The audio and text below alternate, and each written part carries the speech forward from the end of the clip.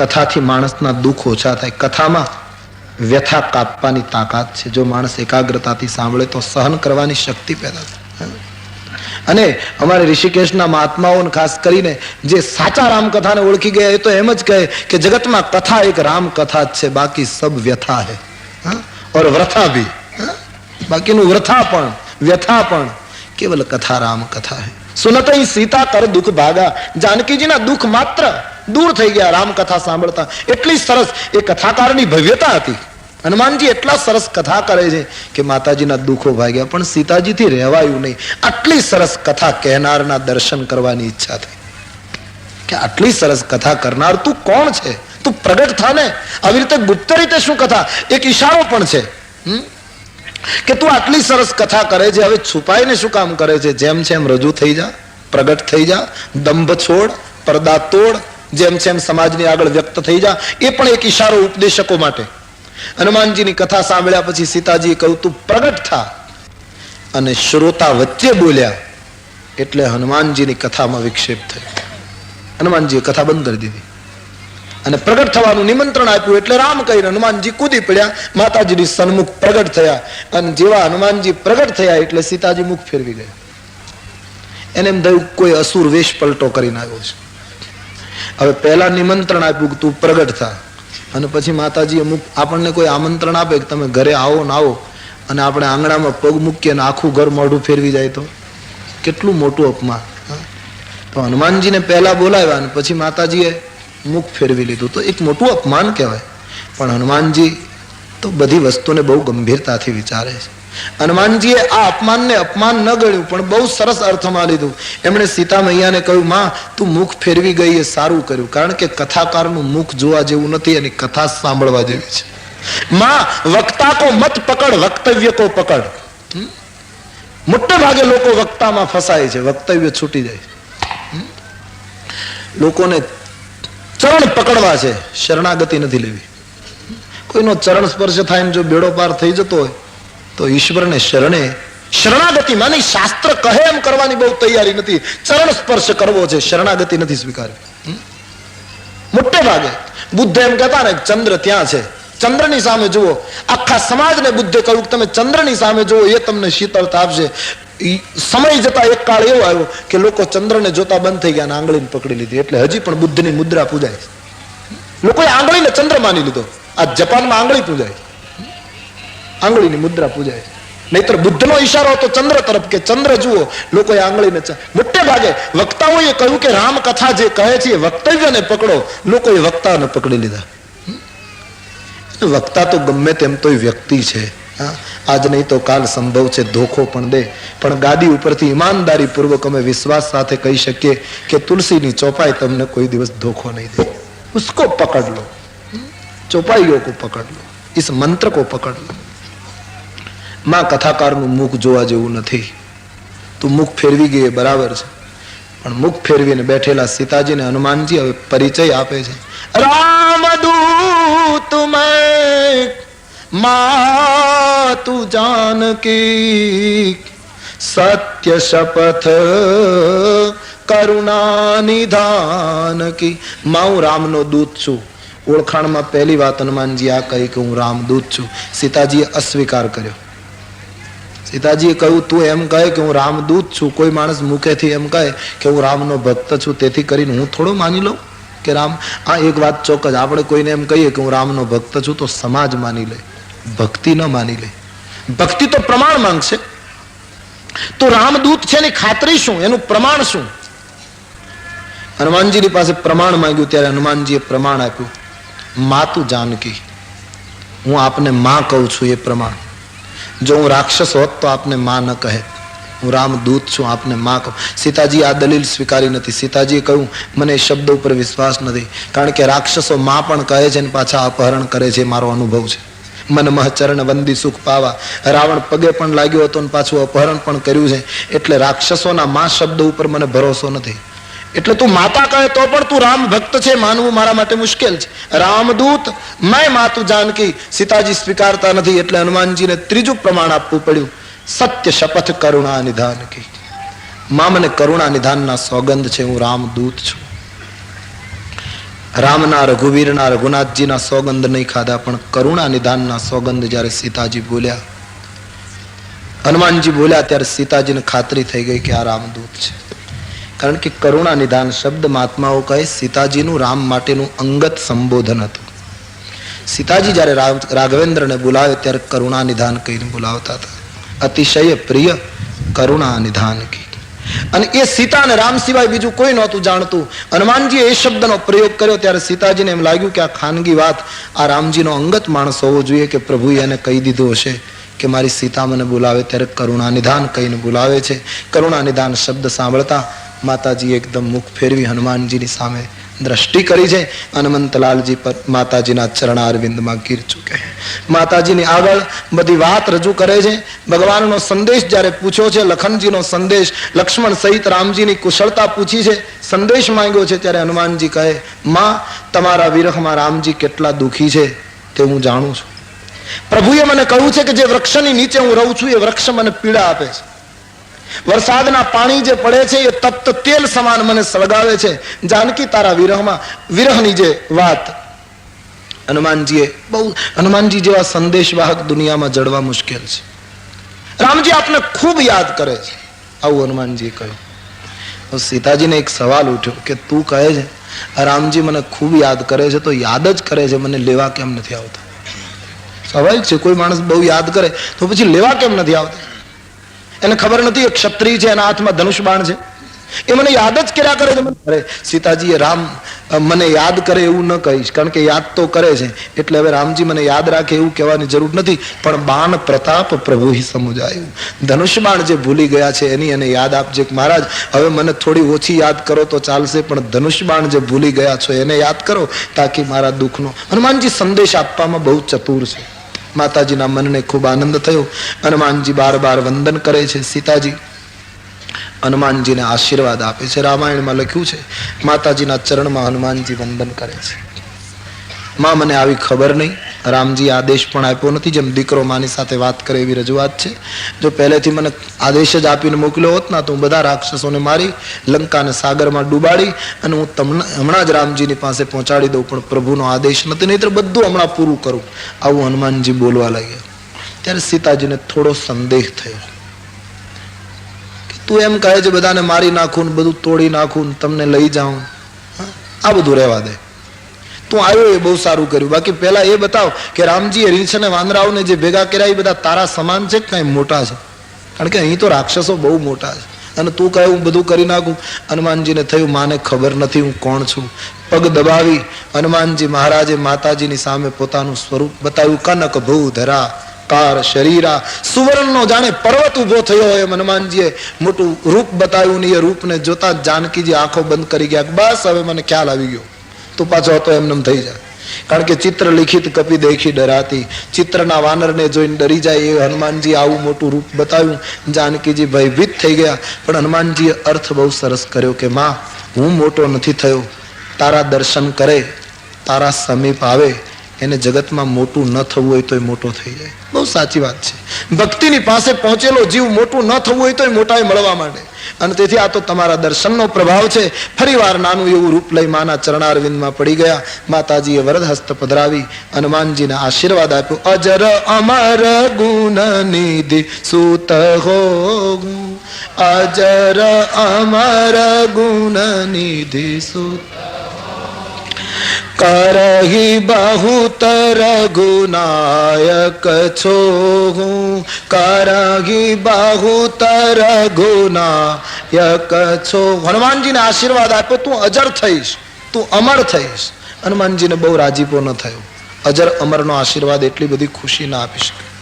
તું ગુણનો નિધિ બનીશ ત્યાં સુધી એને બહુ આનંદ ન થયો. પણ જ્યારે સીતાજી કહ્યું તારા ઉપર રામ ખૂબ કૃપા કરશે, પરમાત્મા ખૂબ પ્રેમ કરશે, આ શબ્દ જ્યારે સાંભળ્યા ત્યારે નિર્ભર પ્રેમ મગન હનુમાના. હનુમાનજી નિર્ભર પ્રેમમાં ડૂબી ગયા છે. અતિ આનંદ થયો હનુમાનજીને.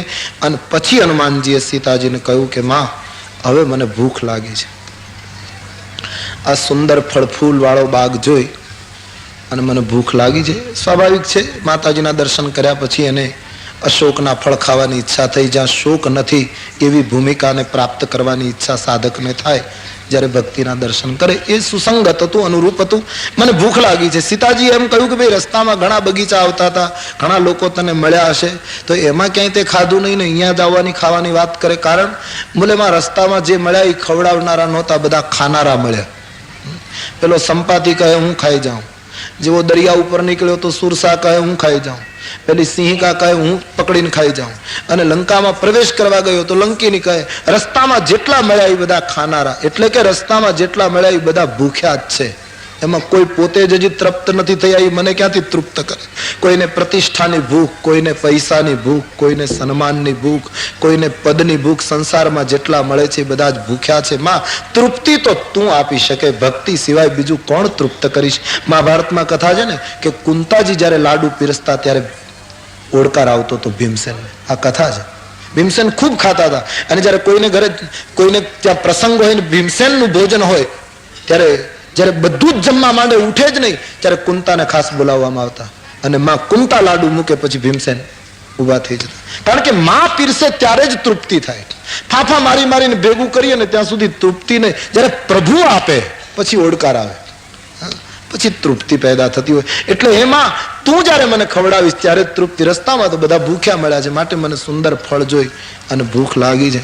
સીતાજી કહ્યું ફળફૂલ ખાવામાં વાંધો નહીં, પણ અહીં તો રાક્ષસો ચોકી કરે છે. બોલે તિનકર ભય માતા મોહિનાય, મને એનો ભય નથી બિલકુલ. તમને કઈ ચિંતા ન હોય તો મને મંજૂરી આપો, હું ફળફૂલ ખાતો આવું, થોડાક લેતો પણ આવું. આપને કઈ મુશ્કેલી ન હોવી જોઈએ. તુલસીદાસજીએ તો સ્પષ્ટ નહીં કર્યું, પણ મહાત્માઓ કહે ને સીતાજી એમ કહ્યું કે નીચે પડેલા ખાજે, ઉપરથી તોડીશ નહીં, એટલે કઈ તોડફોડ નહીં કરીશ. નીચે પડ્યા હોય તો 2-5 ખાઈ લેજે. બાકી માનસમાં તો સીતાએ એમ કહ્યું શ્રી રઘુવીર હૃદય ધરી અને તાત મધુર ફલ ખાઓ. હે બાપ, રઘુવીરને હૃદયમાં ધારણ કરી ફળફૂલ ખા. ફળફૂલ ખાવા એનો વાંધો નથી, જમવું, સંસારમાં રહેવું, સંસારની પ્રવૃત્તિ કરવી ભક્તિ ના નથી પાડતી, પણ ભક્તિ એક સૂચના આપે છે પ્રભુને હૃદયમાં રાખીને બધું કરો. પ્રભુને ભૂલીને કરશો તો મુશ્કેલી. હનુમાનજી મહારાજને મંજૂરી મળી. હનુમાનજી બાગમાં ફળફૂલ ખાવા માટે આમ ફરે છે. સંતો કહે ને ઉપર પુષ્કળ, નીચે એક પણ નહીં. અને હવે ઉપરથી તોડવા નહીં તોય તકલીફ, નીચે તો એ કહે છે ને ભૂખ્યો જાઉં તો પણ બરાબર નહીં, આટલા બધા ફળફૂલ હોય તો. એટલે મહાત્માઓ કહે એક વૃક્ષ હનુમાનજી ખેંચે મૂળમાંથી, ધરતી ઉપર પછાડે, ફળફૂલ તૂટી નીચે પડે, પછી નીચેથી લઈને ખાય, અને એમ બોલતા જાય કે હું તમારા આદેશ પ્રમાણે વર્તું છું. એ વૃક્ષના ફળફૂલ ન ફાવે એટલે બીજું ઉઠાવે. ખાય ઉપર તરુ તોરણ લાગા. ફળફૂલ ખાય અને વૃક્ષો તોડે. 2-4 વૃક્ષો તોડ્યા. હનુમાનજી એ કઈ સામાન્ય કોઈ મરકટ તો નથી. કારણ કે અંગદે દલીલ કરી છે કે રાવણ તારી લંકા બાળી ગયો એ હનુમાન વાનર નથી, એ તો કંઈક જુદું. કઈ હનુમાનજી કઈ સામાન્ય મરકટ નથી કે આમ ડાળખા તોડવા માંડે રમત. એ તો બહુ વિવેકના નિદાન છે. છતાંય એમણે વૃક્ષો તોડ્યા છે.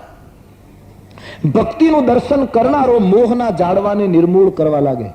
એક તો એ મોહ, કારણ કે જે ભક્તિમાં ન ડૂબ્યો હોય, જે આસક્ત થયો હોય, એ મોહના વૃક્ષને તોડી ન શકે. મોહ બીટપ કિમી શકે ઉખારી, પણ જેને ભક્તિના દર્શન થયા હોય એ મોહના ઝાડને નિર્મૂળ કરી શકે. એક અર્થ તો એ. બીજો અર્થ સંતો કહે હનુમાનજી ઝાડ તોડત નહીં, પણ ફળફૂલ ખાતા ખાતા ઝાડ તોડે છે. કારણ હનુમાનજીને ફળફૂલ ખાતા ખાતા સીતાજીના દર્શન સતત કરવા છે, અને સીતાના દર્શનમાં જે ઝાડ આડા આવતા હતા એટલા એને તોડી નાખ્યા. કોઈ પણ ખૂણે જાઓ મને માતાજી દેખાવી જોઈએ, બસ.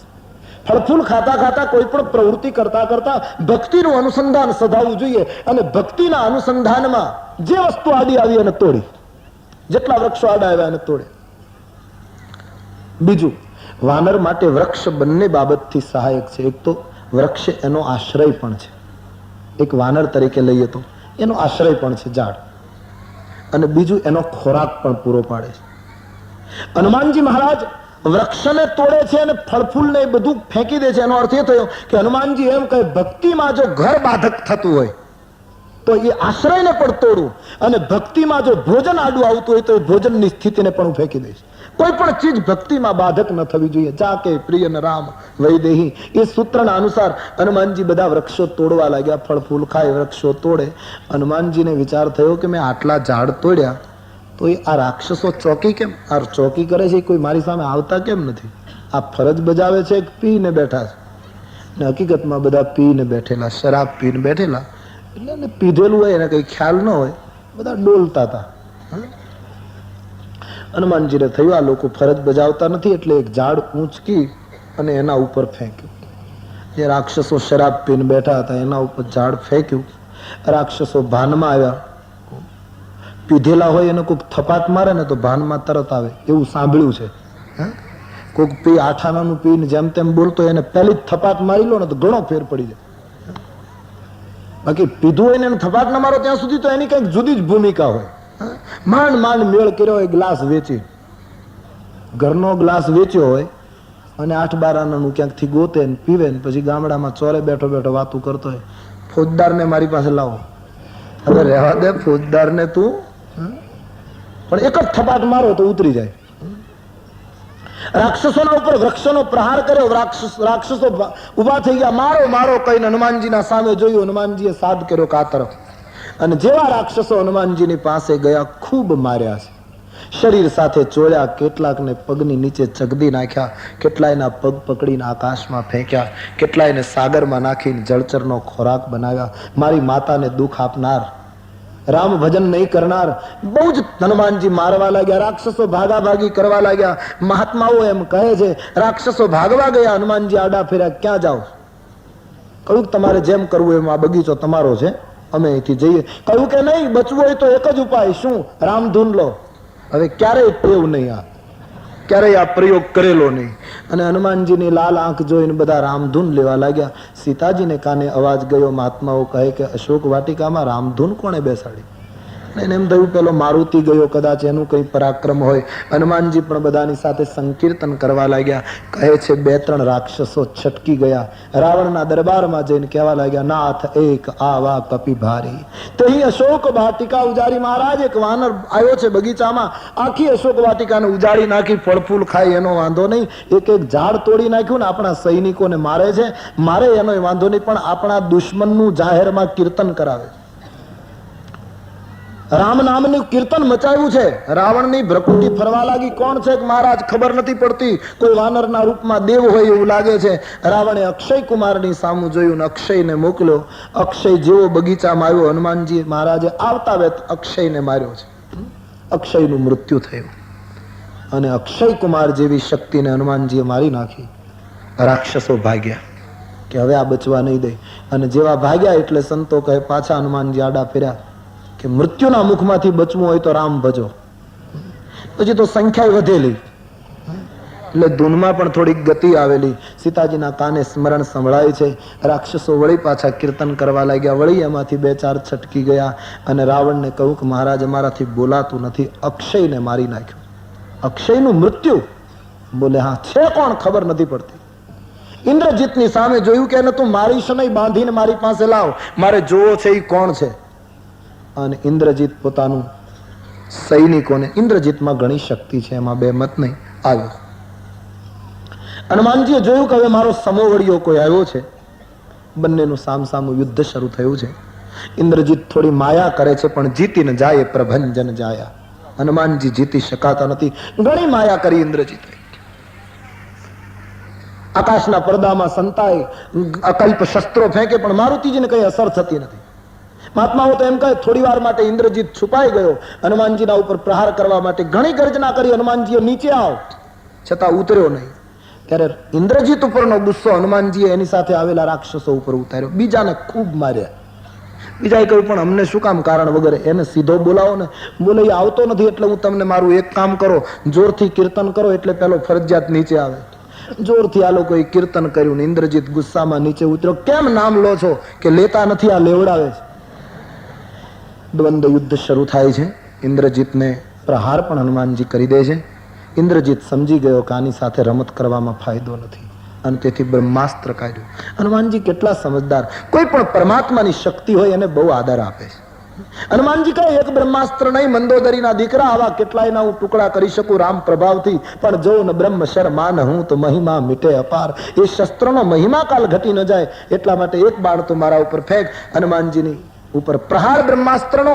હનુમાનજી મહારાજ ધરતી ઉપર મૂર્છિત થઈને પડી ગયા.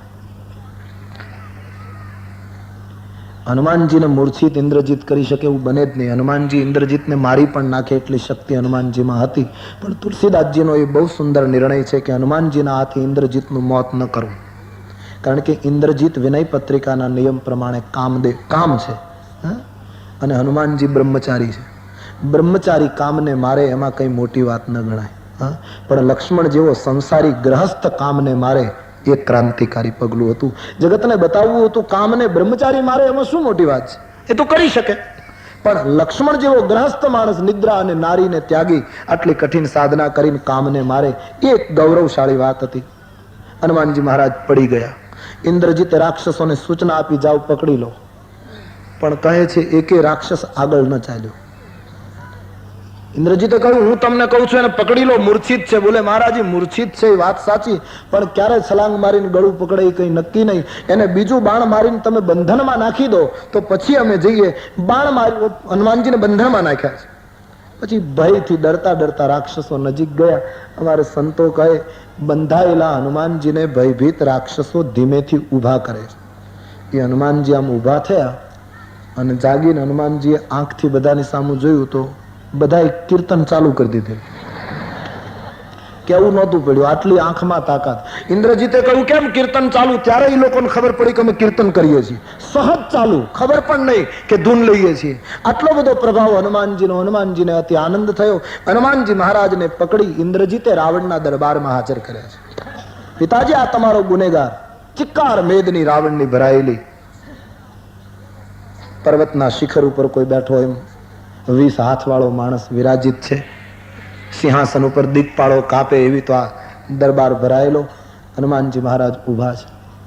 રાવણે પ્રશ્ન કર્યો તું કોણ છે? કોની શક્તિ લઈને તું લંકામાં આવ્યો? ફળફૂલ શું કામ ખાધા? વૃક્ષો શું કામ તોડ્યા? મારા રાક્ષસોને શું કામ માર્યા? પ્રત્યુત્તર આપ. હનુમાનજીએ જવાબ આપ્યો સોનું રાવણ બ્રહ્માંડ ની કાયા પાઈ જાસુ બલ બિરચિત માયા. હે રાવણ, આ તમામ બ્રહ્માંડોને જેની માયાને આદેશ મળતા, માયાને આદેશ મળે તો આ બધા જ બ્રહ્માંડો જે માયા ઉત્પન્ન કરે, જેની આજ્ઞાથી પાલન થાય, જેની આજ્ઞાથી સંહાર થાય, એ સમગ્ર જગતનો જે કરતા પરાત્પર બ્રહ્મ છે એ ભગવાન રામનો હું દૂત છું. મારી માતાનું તું અપહરણ કરીને લાવ્યો છે એટલે હું બે હિતની વાત તને કહેવા આવ્યો છું કે રાવણ, આ લંકાની સમૃદ્ધિને આમનમ બચવા દેવી હોય તો ભગવતી સીતાને પાછા આપ. રામનો દૂત, તપસ્વીનો દૂત છે તું? બોલે હા. ઓ, મેં તો એમ માનેલું કે તપસ્વી બહુ નીતિ વાળો છે, પણ હવે ખબર પડી કે તપસ્વીમાં નીતિ નથી લાગતી. બોલે કેમ? કે જેનો દૂત આવી અનીતિ કરે એના માલિકમાં કઈ નીતિ હોય? હવે પોતે આખું અનીતિનું મંદિર એ નીતિની ઘોષણા કરે છે કે તારામાં નીતિ છે જ નહીં અને તારા માલિકમાં બિલકુલ નહીં હોય, કારણ કે તે અનીતિ કરી. બોલે કઈ અનીતિ? કે ફળફૂલ શું કામ ખાધા? ખાય એવું ફળ મોહી લાગી ભૂખા. સીધી વાત છે રાવણ, મને ભૂખ લાગી એટલે ફળફૂલ ખાધા, અને ફળફૂલ તે નથી ઉગાડ્યા, ભગવાન રામે ઉગાડ્યા છે. જેટલો તારો અધિકાર એટલો મારો અધિકાર. ભલે ફળફૂલ ખાધા, ભૂખ લાગી એટલે, પણ ઝાડ શું કામ તોડ્યા? એમાં મારો દોષ નથી. કપી સ્વભાવ તે તોરેવું રૂખા.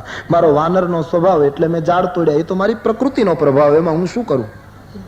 એટલે મેં વૃક્ષો તોડ્યા. મુબારક તને તારી પ્રકૃતિ. રાક્ષસોને શું કામ માર્યા? કે રાવણ સીધી વાત છે, સબકે દેખ પરમ પ્રિય સ્વામી. બધાને પોતાના શરીર વાલા હોય. તારા કુમારક ગામી રાક્ષસો મને મારવા આવ્યા, જેણે મને માર્યો એને મેં માર્યા, ને એમાંય તારો દીકરો મને બાંધીને અહીંયા લાવ્યો. માટે રાવણ હું ન્યાય માંગુ છું કે મને બાંધવામાં શું કામ આવ્યું? ઉલટાનો રાવણને હનુમાનજીએ ગુનામાં રાખ્યો. બહુ જ ચતુરતાથી હનુમાનજી બોલ્યા છે. પછી હિતોપદેશ હનુમાનજી આપ્યો કે રાવણ, હું હાથ જોડીને તને કહું છું, અભિમાન છોડીને મારી શિખામણ માન. સીતાજીનું અપહરણ કરીને કેટલું કલ્યાણની ભાવના હશે રાવણની હનુમાનજીના દિલમાં. રાવણ, મારે તને એટલું જ કહેવાનું કે રામ નામ બીનું ગીરા ન સોહા, આ દેખું બિચારી ત્યાગી મદ મોગા, અન સબ ભૂષણ ભૂષિત બર નારી, સોહન બસન બિનાબર. ગમે તેટલા આભૂષણો રાવણ સ્ત્રી પહેરે પણ વસ્ત્ર ન હોય તો એ નારીની શોભા નહીં. એમ તું ગમે તેટલું બોલે પણ જ્યાં સુધી તારા મુખમાંથી રામ નામ ન નીકળે ત્યાં સુધી એ વાણીની કિંમત નથી. અને રાવણ, જે નદીનું મૂળ સજળ હોય એમાં જ કાયમ પાણી રહે. બાકી તો ચોમાસામાં રહે ને પછી ઉનાળામાં સુકાઈ જતું હોય. એમ આ તારી સમૃદ્ધિ, આ તારી શક્તિ, આ તારી બુદ્ધિ એના મૂળમાં બ્રહ્મભાવ રાખ તો કાયમ ટકશે, નહીતર થપાટ મારીને જતું રહેશે. ને હજી એટલું બધું મોડું નથી થયું કે પાછું ન ફરી શકાય. ભગવતી જાનકીજીને લઈને રામ પાસે આવ. રામ કરુણા સિંધુ છે, એને શરણે આવેલા ને પ્રભુ ત્યાગતા નથી. અને સીતાજી પાછા સુપ્રત કરી દે તો અવિચળ રાજ તારું રહે. આમ સીતાને આપવાની હિતની વાત જ્યારે હનુમાનજીએ રાવણને કહી ત્યારે આ માણસ બહેકી ગયો, અકળાઈ ગયો. બધું સાંભળી શકતો આ માણસ, પણ સીતાને આપવાની વાત ન સહન કરે. જ્યારે હનુમાનજીએ સીતાજીને આપવાનું કહ્યું ત્યારે અકળાયેલા રાવણે મૃત્યુદંડની ઘોષણા કરી. બેગીને હરહુ મૂઢ કર પ્રાણ, મૃત્યુદંડ આપી દો, આને મારી નાખો. હવે રાવણનો હુકમ એટલે પછી વિલંબ તો કરાય નહીં. વિલંબ કરે તો એના માથા ઉતરી જાય.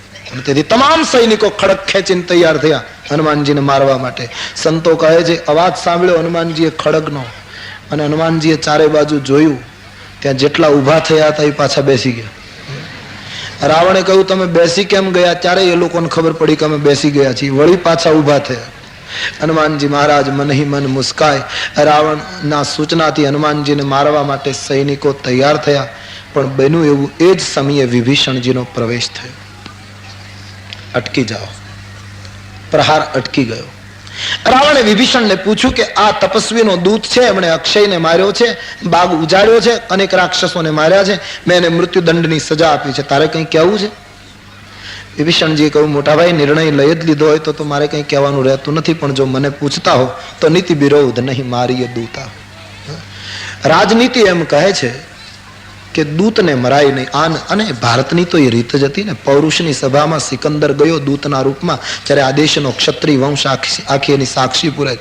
પૌરુષને સિકંદરને જીવતો પાછો છોડી મૂકે છે. નહીતર પોતે સ્વયં સિકંદર ગયો હતો રાજા પૌરુષની સભામાં, અને એમ કહ્યું હતું કે તમે આટલા હાથી ને આટલી ઝવેરાત ને આટલું સોનું સિકંદરને આપી દો, હું સિકંદરનો રાજદૂત આવ્યો છું. પણ પૌરુષની હિન્દુસ્તાની આંખે પકડી લીધો કે આ દૂત નથી, આ સિકંદર પોતે છે. ઓળખી ગયો છે પૌરુષ. અને પછી બહુ સરસ બોલેલા પૌરુષ કે સિકંદર ના તમે દૂત નથી, પણ તમે પોતે સિકંદર છો. અને હે સિકંદર, આજ હું ધારું તો તમે એકલા છો, આખી દુનિયાની બીમારી હમણાં જ ખલાસ કરી નાખો. કેટલાય બાળકોને દૂધ પીતા કર્યા, સુવર્ણ માટે, સત્તા માટે, સંપત્તિ માટે આટલો અત્યાચાર. આ તારું કોઈ નથી. અહીંયા મારા સૈનિકો ચારે બાજુ છે, હમણાં ગરદન કાપી નાખું એટલે જગતની બીમારીનો નાશ થાય. પણ મારી પરંપરા ના પાડે છે કે દૂતના લિબાસમાં હોય એના ઉપર અમે ઘા કરતા નથી. સિકંદર, આશા રાખું કે કાલે આપણું યુદ્ધ શરૂ થાય ત્યારે તું આ લિબાસમાં નહીં હો, મૂળ લિબાસમાં આવીશ. આમ કરીને છોડી મૂક્યો. નીતિ વિરોધ નહીં મારી દૂતા. દૂતને મરાય નહીં મહારાજ. આન દંડ કછું કરો હું ગોસાઈ, બીજી કોઈ સજા કરો તમે. બધા કહ્યું બરાબર મંત્ર છે, આ નિર્ણય બહુ સારો છે, અને કોઈ બીજી સજા કરીએ. બધા વિભીષણની સાથે કબૂલ થઈ ગયા. રાવણ પણ કબૂલ થઈ ગયો. વિભીષણની વાત રાવણ મહિના જ કરે છે, જેથી કરીને વિભીષણની ભક્તિ બહુ બળવો ન કરે, આભારવશ બન્યા જ રહે. માની લીધું. હનુમાનજીને આ વાત ન ગમી. હનુમાનજીને થયું કે આ ખોટું થયું. વિભીષણની વાત રાવણે સ્વીકારી. એમાં વિભીષણ જે જાગવાની તૈયારીમાં છે વળી પાછો સૂઈ જશે. વળી અને એનો ભાઈ વાલો લાગશે કે મારો ભાઈ કેટલો સારો, મારી બધી વાતો માની લે છે, અને એમાં એ વધારે લાગણીમાં ખેંચાશે. વિભીષણની સૂચના સ્વીકારાઈ ગઈ. રાવણે અને મંત્રીઓએ નિર્ણય કર્યો, કપિકર મમતા પૂંછ પર સબહી કહા સમુજાય, તેલ બોરી પટ બાંધી પુની પાવક. વાનરને પૂંછ ઉપર મમતા હોય માટે બધાએ નિર્ણય કર્યો કે એના પૂંછને ઘી તેલવાળા કપડાં લપેટી અને અગ્નિ ચેતાવી દઈએ. એટલે પૂંછ વગરનો વાનર જ્યારે એના માલિક પાસે જશે ત્યારે એનો માલિક ત્યાંથી ને ત્યાંથી રવાના થઈ જશે કે મારા દૂતની આ દશા કરી, આપણી શું દશા કરશે. એટલે આનું પૂંછ સળગાવો, કારણ કે વાનરને પૂંછ ઉપર મમતા હોય. સંતોએ બહુ સરસ નિર્ણય આપ્યો કે વાનરને પૂંછ ઉપર મમતા હોય છે અને માનવીને નાક ઉપર મમતા હોય. અને એ હકીકત છે. વાનરને તમે ગમે તેટલો બીજી રીતે ખીજવો તો વાનર એટલો બધો ગુસ્સે નહીં થાય, પણ એનું પૂંછ તમે દબાવો ત્યારે બહુ ગુસ્સે થાય, કારણ કે એની મમતા પૂંછ ઉપર છે. એમ માનવીને તમે ગમે તેટલું બીજું દુઃખ આપો અને બહુ દુઃખ નહીં થાય, પણ એના નાક ઉપર કોઈ પ્રહાર કરે, એની ખાનદાની ઉપર કોઈ ઘા કરે, એની પરંપરા ઉપર કોઈ પ્રહાર કરે ત્યારે એને દુઃખ થાય. તો સમાજનો નિયમ છે, જ્યારે કોઈ ભક્તિ સુધી પહોંચી જાય છે ત્યારે એને વધારેમાં વધારે કેમ દુઃખી કરી શકાય એવો પ્રયોગ કરે. અને તેથી હનુમાનજીના પૂંછ ઉપર પ્રહાર, એની મમતા ઉપર ઘા, કારણ કે વધારેમાં વધારે કેમ દુઃખી કરી શકાય એ સમાજનો સ્વભાવ. તો બધાએ નિર્ણય સ્વીકારી લીધો પૂંછ બાળવાનો. હનુમાનજી મહારાજને હસવું આવ્યું કે ભાઈ સહાય શારદ મેં જાના, મને એમ લાગે છે કે તમને બધાને સરસ્વતી મદદ કરતી લાગે છે, નહીતર પૂંછ બાળવાનો વિચાર તમને કેમ આવ્યો? આ પૂંછ સાવ નકામું છે, બાળી નાખો તો એ વાંધો નહીં. મૂઢ લોકો રાવણની સૂચનાથી ઘી તેલના ઘડા ભરી કપડા અને કાપડની ગાંસડીઓ લંકાના દરબારમાં લાવી અને રાવણની સૂચના પ્રમાણે ઘી તેલવાળા કપડા કરીને હનુમાનજીના પૂંછે લપેટવા લાગ્યા. એ બધું ખલાસ થાય ને જ્યાં અગ્નિ પ્રગટાવવા જાય ત્યાં હનુમાનજી પૂંછ લંબાવે. હનુમાનજી તો સિદ્ધિ વાળા છે, વળી બીજા કપડા અને બીજું ઘી તેલ લાવવું પડે ને એ બધું જ્યાં લપેટી રહે ને જ્યાં અગ્નિ ચેતાવા જાય ત્યાં વળી હનુમાનજીએ જગતને કહ્યું કે મને મારી મમતાનો વિસ્તાર કરતા પણ આવડે છે અને સમય આવે કાચબાના અંગની જેમ એને સંકેલી લેતા પણ આવડે. બાઢી પૂછ કે નહીં કપી ખેલા. હનુમાનજીએ બહુ સરસ ખેલ કર્યો. પૂંછ એટલું લંબાયું, રામાયણમાં લખ્યું કે રહાન નગર બસન ઘૃત તેલા, ગામમાં ઘી તેલ અને કપડા ન રહે. પેલા તો ખોરાક ખાલી કર્યો હનુમાનજીએ કે ઘી તેલ ખલાસ કરવું એટલે આ લોકો શક્તિશાળી ખોરાકનો બંધ થાય એટલે થોડાક નિર્બળ પણ દુબળા થાય, મારવા સહેલા પડે. અને બીજું કપડા ખલાસ કર્યા, એક એક જોડ પહેરેલા ઈ જ રહેવા દીધા, કારણ કે હનુમાનજી એમ માનતા હતા કે બીજી જોડ બદલવાનો તમારે કઈ બહુ પ્રશ્ન રહેતો નથી. રામ આવ્યા પછી તમારે આખા શરીર જ બદલી નાખવાના છે. વાંસાસી જીર્ણાની જથા વિહાય, એ ન્યાયે આખા ગામમાં ઘી તેલ કપડા કાપડ કઈ ન બચ્યું. હનુમાનજીએ એટલી યુક્તિ કરીને પૂંછ લંબાવ્યું. રાક્ષસો હનુમાનજીને ઘેરી ગામમાં ફેરવે છે, ધૂળ ઉડાડે, પથ્થર મારે, ન બોલવાના શબ્દો બોલે. સ્વાભાવિક છે, ભક્તિ તરફ ગયેલા જીવને સમાજ આવું કરે, પથ્થર મારે, ગાળો દે, જેમ તેમ બોલે, અનેક શબ્દો કહે. હનુમાનજીને આખા નગરમાં ફેરવી સાગરને કિનારે લઈ જઈ અને પૂંછ સળગાવ્યું. તુલસી એમ કહે કે ભક્તિના દર્શન કરે અને લોકો બાળવા સુધીની કોશિશ કરશે, એને સળગાવવાની કોશિશ કરશે. જેટલા જેટલા મહાન થયા છે એને કોઈ ને કોઈ રીતે લોકોએ સળગાવ્યા છે. પણ હનુમાનજી જેવી સાધના પરિપક્વ હશે તો પોતે નહીં બળે, સમાજની માન્યતાઓ બળી જશે, લંકા બળી જશે, અથવા તો એને બાળનારાના ઘર બળશે, એને બાળનારાની સંપત્તિ બળશે, પણ ભગવદ ભક્તની નિષ્ઠા કદી નહીં બળી શકે. હનુમાનજી મહારાજનું પૂંછ સળગાવ્યું. પાવક જરત દેખી હનુમંતા, હનુમાનજીએ પૂંછને સળગતું જોયું. એકદમ નાનકડું એવું રૂપ લઈને ચડી ગયા એક શિખર પર. વિચાર કરે કે મારું પૂંછ સળગે છે અને લંકા જો એમનેમ રહી જાય તો ત્રિજટાનું સ્વપ્ન ખોટું પડે અને લંકામાં જે અગ્નિની મુશ્કેલી છે એ કામ પૂરું ન થાય. અને હવે રામજીની આજ્ઞા લેવા જાઉં તો મોડું થઈ જાય ને ભગવાને કઈ સૂચના તો આપી નથી લંકા બાળવી, આજ્ઞા વગર બાળવું એ બરાબર નહીં. મહાત્માઓ કહે છે પ્રભુનું સ્મરણ કરી ભગવાનને યાદ કર્યા કે મારે શું કરવું. પ્રવર્ષણની શિખર ઉપર ભગવાનનું ચિત્ત ડોલવા લાગ્યું. રામજી આંખો બંધ કરીને ધ્યાનમાં જોયું તો એમને બધું દેખાયું કે હનુમાનનું પૂંછ સળગે છે. લખન મારુતિ આપણી આજ્ઞાની પ્રતીક્ષા કરે છે. અહીંથી કોઈને દૂત મોકલીએ કહેવા માટે લંકા સળગાવી દે તો ઘણું મોડું થઈ જાય. સંતો કહે પરમાત્માની પ્રેરણાથી 49 વાયુઓ છૂટ્યા. ભગવાને કહ્યું હનુમાનના કાનમાં જઈને તમે કહી દો કે માલિકનો હુકમ છે, તું શરૂ કર. અને 49 વાયુઓ હરિપ્રેરણાથી છૂટ્યા છે. હનુમાનજીના કાનમાં જાણે સંદેશ આપ્યો કે લંકાનું દહન શરૂ કરો. અને શબ્દ એ સંદેશ સાંભળતા હનુમાનજીએ પોતાનો કાર્યનો આરંભ કર્યો. એક મકાન ઉપર પગ પછાડે, મકાન તોડે, એ જ કપડા એના ઘરની અંદર નાખે, એનું મકાન સળગે એટલે બીજા મકાન ઉપર, ત્રીજા મકાન, આખી લંકા અનાથની જેમ બાળી દીધી.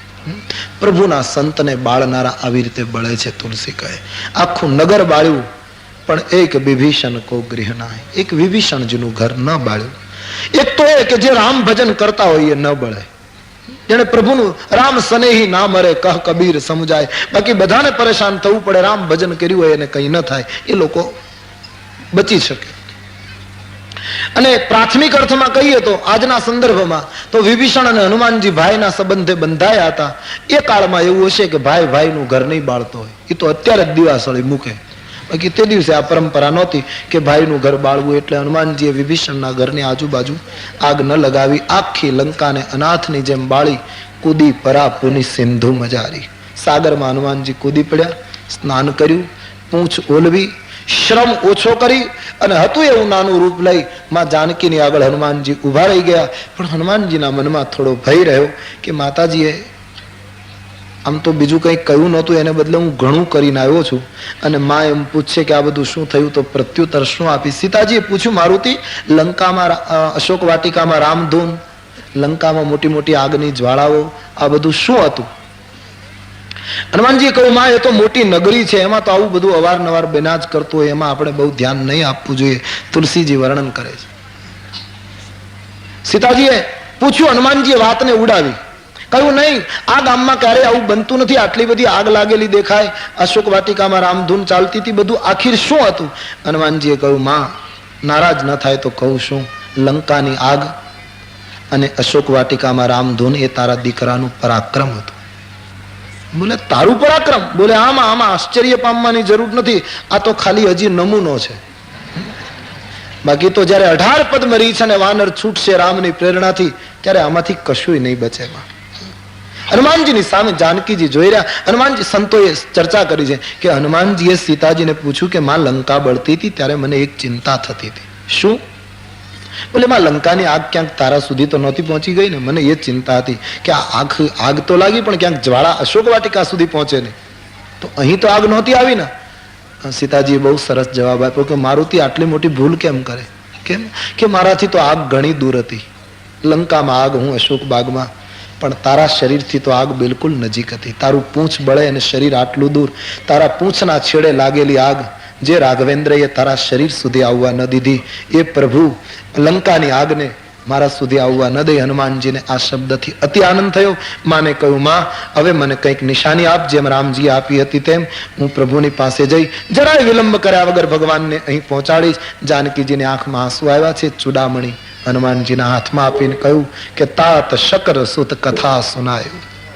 ઇન્દ્રના પુત્ર જયંતની કથા ભગવાનને યાદ કરાવજે. બાણના પ્રતાપનો મહિમા એને સંભાળાવજે, યાદ કરાવજે કે બાણ ન ભૂલો મહારાજ.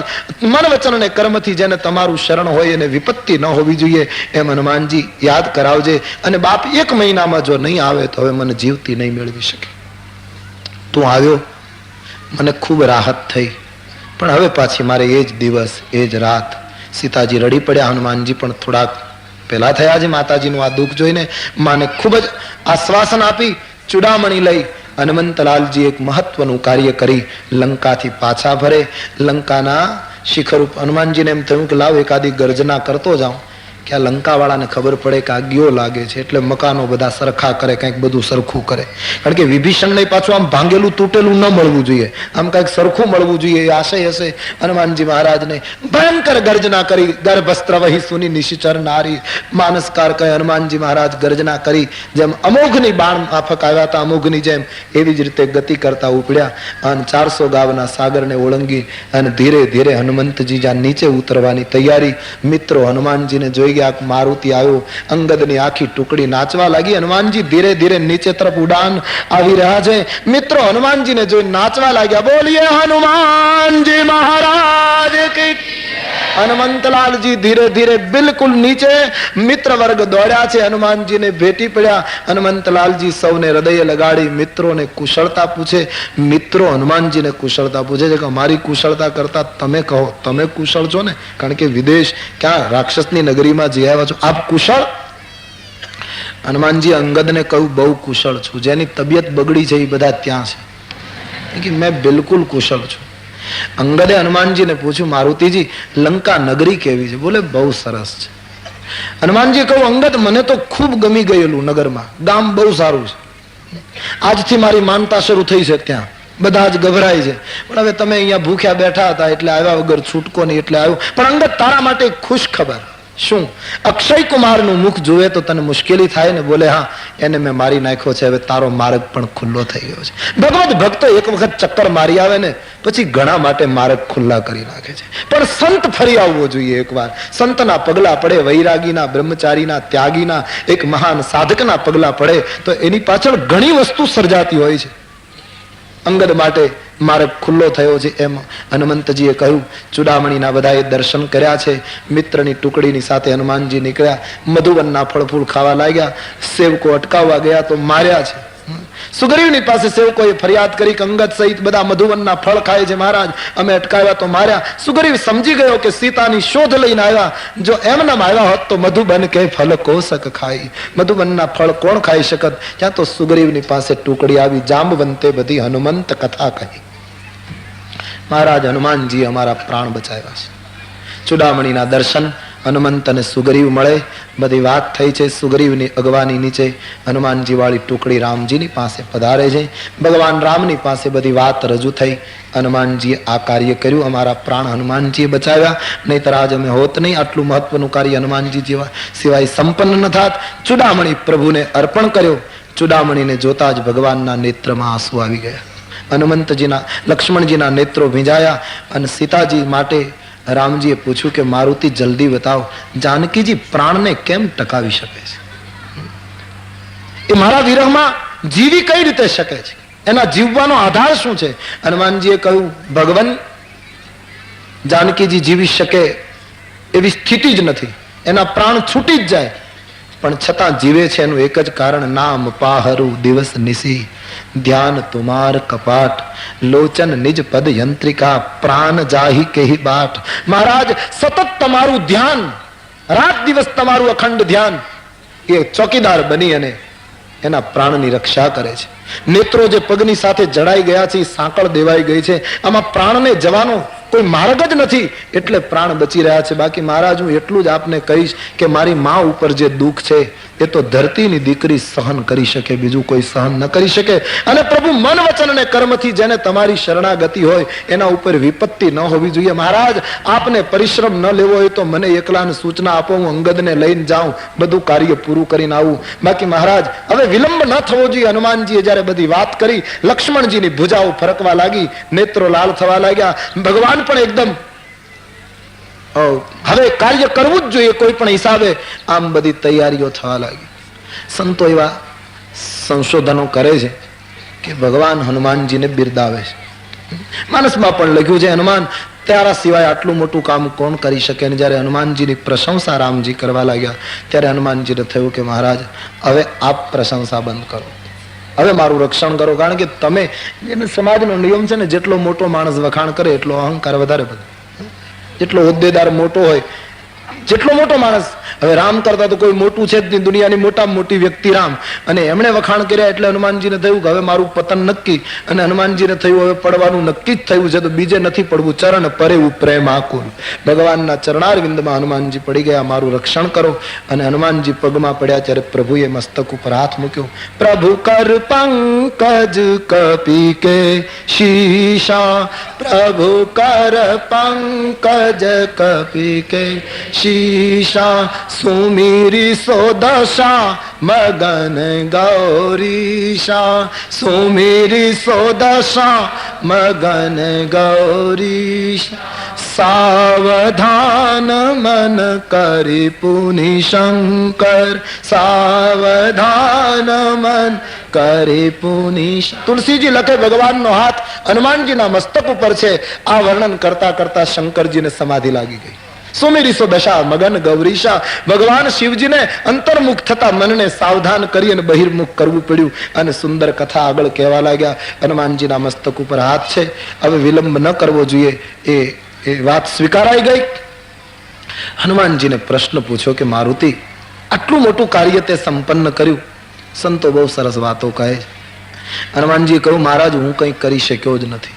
બોલે 400 ગાવનો દરિયો ઓળંગીને ગયો, લંકા બાળી. બોલે મહારાજ એ મારું કૌશલ્ય નથી, તો દરિયો ઓળંગીને ગયો એ તો તમે મને મુદ્રિકા આપી હતી, એ મુદ્રિકાના પ્રભાવથી દરિયો ઓળંગી. મુદ્રિકા ન હોત તો હું દરિયો ન ઓળંગી શકે. મહારાજ ગમે તેમ તો વાનર, અને વાનર કૂદે તોય કેટલું, શાખા મૃગ કી બડી મનુસાઈ, શાખા તે શાખા પર જાય, કેટલું કૂદી શકે. 400 ગાવનો દરિયો ઓળંગવો મહારાજ મારી કક્ષા છે? આ તો મુદ્રિકાએ મને ધક્કો માર્યો.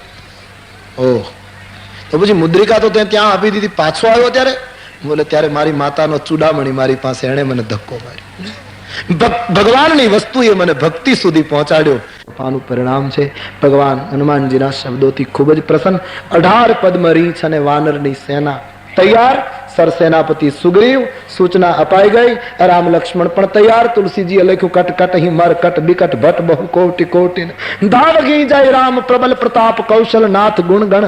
ભગવાન રામજીનો જય ઘોષ, લક્ષ્મણજીનો જય જયકાર, હનુમંતજીનો જય જયકાર, જામવંત સુગ્રીવ અને અંગદજીનો જય ઘોષ કરી પરમાત્માની સેના પ્રસ્થાન કરવાની તૈયારી. હરે રામ રામ રામ સીતા રામ રામ રામ, હરે રામ રામ રામ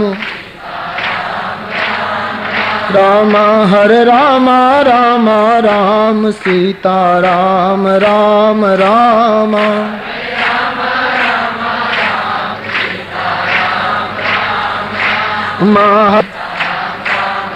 સીતા રામ રામ રામ,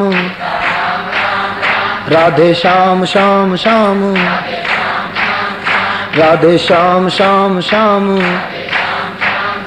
સીતા રામ રામ રામ, સીતા રામ રામ રામ, સીતા રામ રામ રામ, રાધે શ્યામ શ્યામ શ્યામ, રાધે શ્યામ શ્યામ શ્યામ. સીતા રામ રામ રામ, સીતા રામ રામ રામ, સીતા રામ રામ રામ, સીતા રામ રામ રામ, રાધે શ્યામ શ્યામ શ્યામ. સીતા રામ રામ રામ, સીતા રામ રામ રામ, સીતા રામ રામ રામ, સીતા રામ રામ રામ. પરમાત્માની સેના સમુદ્રને કિનારે મુકામ કરે છે. ભગવાને સાગરને કિનારે પોતાના સેવકોને સૂચના આપી બધા કંદમૂલ ફળ ખાઈ શકે. આખો પડાવ સમુદ્રને કિનારે. હવે તુલસીદાસજી પ્રસંગને બદલતા એમ લખે છે, ઇહા નિશાચર રહગી સશંકા, ઇહા નિશાચર रही सशंका, जब ते जारी गए कपिलंका, जब ते जारी गए. જ્યારથી હનુમાનજી લંકા દહન કરીને ગયા ત્યારથી લંકાના રાક્ષસો સભીત અને સશંક છે. રાવણના ત્રાસને લીધે બોલી શકતા નથી, બાકી અંદરથી બધા જ ગભરાયેલા છે. બધાના મનમાં એક જ પ્રશ્ન છે કે જેના દૂતમાં આટલી બધી શક્તિ, એક દૂત આવીને જો આટલું કરી શકે રાવણની ઉપસ્થિતિમાં, તો તેહી આ એક પુર કવન ભલાઈ. એ સ્વયં જ્યારે પધારશે ત્યારે શું ભલું થશે, શું સારું ફળ મળશે, બધા જ ભયભીત છે. પણ રાવણના ત્રાસને લીધે કોઈ બોલી શકતા નથી. એમાં રાવણનો દરબાર ભરાયો, ચિક્કાર લોકો બેઠેલા, અને રાવણના દરબારમાં સમાચાર આવ્યા કે તપસ્વીની સેના સામે કિનારે આવી પહોંચી છે. રાવણે પોતાના મંત્રીઓને પ્રશ્ન પૂછ્યો કે તપસ્વીની સેના સામે કિનારે આવી પહોંચી, એવા છેલ્લા સમાચાર મળ્યા છે, આપણે શું કરવાનું, તમારો મત આપો. મંત્રીઓને પૂછ્યું અને ખુશામત કરનારા મંત્રીઓએ રાવણની ખુશામત કરી. રાવણને કહ્યું, મહારાજ એમાં તમે શું પૂછાપૂછ કરો છો, રીછ અને વાંદરાઓ તો અમારો ખોરાક છે, એકવાર ગામના પાદરમાં આવવા દો, લડાઈ ચાલુ થવા દો, એ તો આપણું ભક્ષણ કહેવાય, અને એની કોઈ શક્તિ છે તમારા જેવા મર્દ માણસ પૂછે, એનો પૂછવાની જરૂર જ નથી, ભલે ના આવ્યા તેથી શું. ખુશામત કરી. રામાયણમાં તો નીતિ છે ને, 3 જણાથી 3 જણની ખુશામત ન કરાય, ગમે તે થાય. બહુ સુંદર નીતિ છે. અને આજના સંદર્ભમાં તો ખાસ સચિવ હોય અને કોઈ દિવસ રાજવીની ખુશામત ન કરાય, એને જેમ હોય એમ કેવું છે.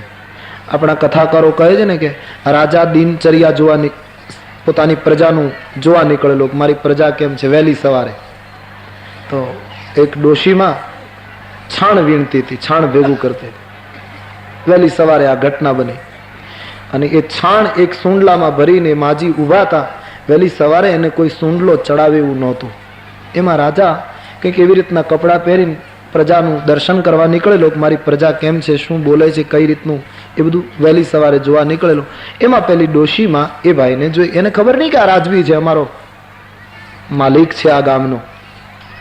કહ્યું, દીકરા, બુઢી માતાજી હતી, એને રાજાને કહ્યું, બેટા આટલી મદદ કરને, આ છાણનો સુંડલો મારા માથા ઉપર મૂક. સમ્રાટ હતો, એને એક ક્ષણ તો એમ લાગ્યું મને દીકરો કહે છે અને મારે છાણનો સુંડલો ચડાવવાનો, પણ થયું હું તો રૈયતને જોવા નીકળ્યો છું ને માજીને ક્યાં ખબર છે. રાજવીએ સુંડલો માના ઉપર ચડાવ્યો, બુઢી માતાના ઉપર મૂક્યો. માતાજી ચાલતી થઈ. રાજાને એમ થયું કે આ વાત હું મારા મંત્રીઓને કરીશ કે વહેલી સવારે એક વૃદ્ધ ડોશીમાં છાણ ભેગું કરતા હતા અને એનો સુંડલો મેં એના માથા ઉપર ચડાયો, ત્યારે મારા મંત્રીઓ અને મારી રૈયત કેટલી ખુશ થશે કે અમારો માલિક કેટલો મોટો પ્રજાપાલક છે.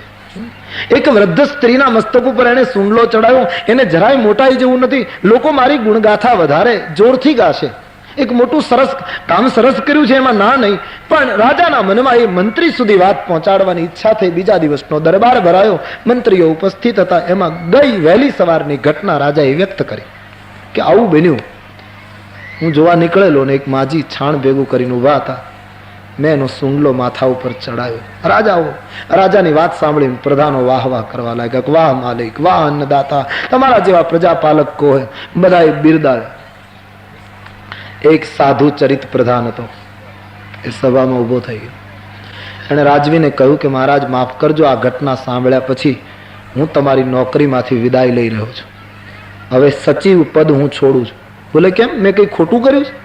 બોલે નહીં માલિક, માફ કરજો, તમે અને મંત્રીઓ તમારી રીતે અર્થ કરો છો બરાબર છે, બાકી હું આ બાબતમાં સુસંગત રીતે આમાં હું ફિટ નહીં થઈ શકું. હું હવે તમારી નોકરી નહીં કરી શકું. બોલે કેમ? કહું ખોટું ના લાગે તો કહું મહારાજ, શું તમે આ સારું કામ ન કર્યું કહેવાય. કેમ કે તમારા જેવો શાસક હોય, પ્રજાપાલક હોય, એને તો વૃદ્ધ માનો ભાર લઈ લેવો જોઈએ. તમે તો એના માથે ભાર મૂક્યો. હા, આ તમને ને તમારા રાષ્ટ્રને શોભતું નથી. તમારે તો ભાર વજન, વૃદ્ધોનો ભાર હજી જો આપણા રાજ્યમાં ઉતર્યો ન હોય તો એ કોઈ વખાણવા જેવી વિગત નથી. આ તો શર્મા જેવી. આવું કહેનારા મંત્રીઓ રાષ્ટ્રનું હિત કરે. બાકી જે મંત્રીઓ રાજાની ખુશામત કરે તો રાષ્ટ્રનો નાશ થાય. મંત્રીઓએ રાજવીની ખુશામત ન કરાય અને વૈદોએ દર્દીની ખુશામત, વૈદ હોય અને દર્દીની ખુશામત ન કરાય.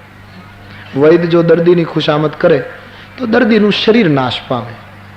અને ત્રીજું, ધર્મગુરુઓએ ચેલાઓની ખુશામત ન કરાય. અને ધર્મગુરુઓ જો ચેલાઓની ખુશામત કરશે સંપત્તિ માટે, દાન માટે, તો સનાતન ધર્મને સહન કરવું પડશે. सचिव वैद गुरु तेई जो प्रिय बोल भय आस, बाबा जी लिखते हैं भय आस तो राज धर्म तनु तीन कर बेगी हो तुरत ज नास्त. धर्मगुरु ये खुशामत न कराय, सचिवो ये खुशामत न कराय, वैदो ये खुशामत न कराय. શું ભારતીય નીતિ સૂત્ર છે? જ્યારે આ વસ્તુ ચુકાય છે ત્યારે બહુ મુશ્કેલી ઊભી થાય. આજ રાવણને આ નીતિ સહાયક થઈ ગઈ, ખુશામત કરવા લાગ્યા. તમારા જેવો મહાન પુરુષ કોણ, તમે એટલે શું, અને રીછ વાંદરાઓને આવવા દો અમારો, આવું બધું બોલવા લાગ્યા. રાજા અહંકારી બન્યો છે, વધારે ને વધારે અહંકાર મજબૂત બનવા લાગ્યો. ચર્ચા ચાલે છે વિભીષણજીની હાજરી. અને જ્યારે વિભીષણજીને પૂછવામાં આવ્યું કે તારો શું મત છે, આજ પહેલી વાર વિભીષણજી ક્રાંતિકારી નિર્ણય લઈ અને રાવણના દરબારમાં એક જાણે બળવો કરતા હોય એમ. કારણ કે સંતનો ભેટો થઈ ગયો ને પછી સંત મળે ને પછી માણસમાં જરાક હિંમત વધારે બેઠી થાય. નહીતર શક્તિ તો બધામાં પડી હોય પણ સાધુ સળવળાટ કરીને એને બેઠી કરે. વિભીષણ કોઈ દિવસ રાવણની સામે એક શબ્દ ન બોલી શકે એટલો આભાર વશ માણસ, બોલી શકે નહીં એવો માણસ. આમે ધર્મરુચિનો આ અવતાર. ધર્મરુચિ હતો ત્યારે એ કઈ પ્રતાપભાનુની સામે ક્યારેય બોલ્યો હોય એવો કઈ દાખલો નથી. અને એ ધર્મરુચિ વિભીષણ બન્યો છે, એના એ ગુણો એનામાં ઉતર્યા છે. રાવણ શું કરે છે એની સામે ક્યારેય બોલતો જ નથી. જેમ પ્રતાપભાનુ મૃગયા કરવા ગયો અને ધર્મરુચિ એમાં કઈ બોલ્યો નહીં. આટલા બધા બ્રાહ્મણોને જમાડવામાં આવી રીતનું કંઈક થઈ રહ્યું છે, એમાંય કઈ ધર્મરુચિ બોલ્યો નહીં. એમ આજ વિભીષણ જે ધર્મરુચિનો જ બીજો જન્મ, એ પણ રાવણની સામે ક્યારેય બોલતો નહોતો. પણ આજ હનુમાનજીની સૂચના પછી આ માણસ બળવો કરે છે. અને રામજીને પામ્યા પછી તો રાવણની સામે ગદા લઈને યુદ્ધ કરવા પણ તૈયાર થઈ જાય. નહીતર સામું ન જોઈ શકે રાવણની સામે.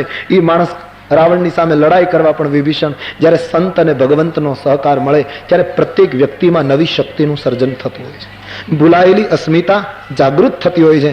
અને તેથી રાવણની સભામાં બહુ સરસ વિભીષણજીનું થોડું નિવેદન કે મોટા ભાઈ, આપ મને પૂછતા હો તો મારે આપને એટલું જ કહેવાનું કે જગતમાં સુમતિ અને કુમતિ બધાના ઉરમાં હોય છે.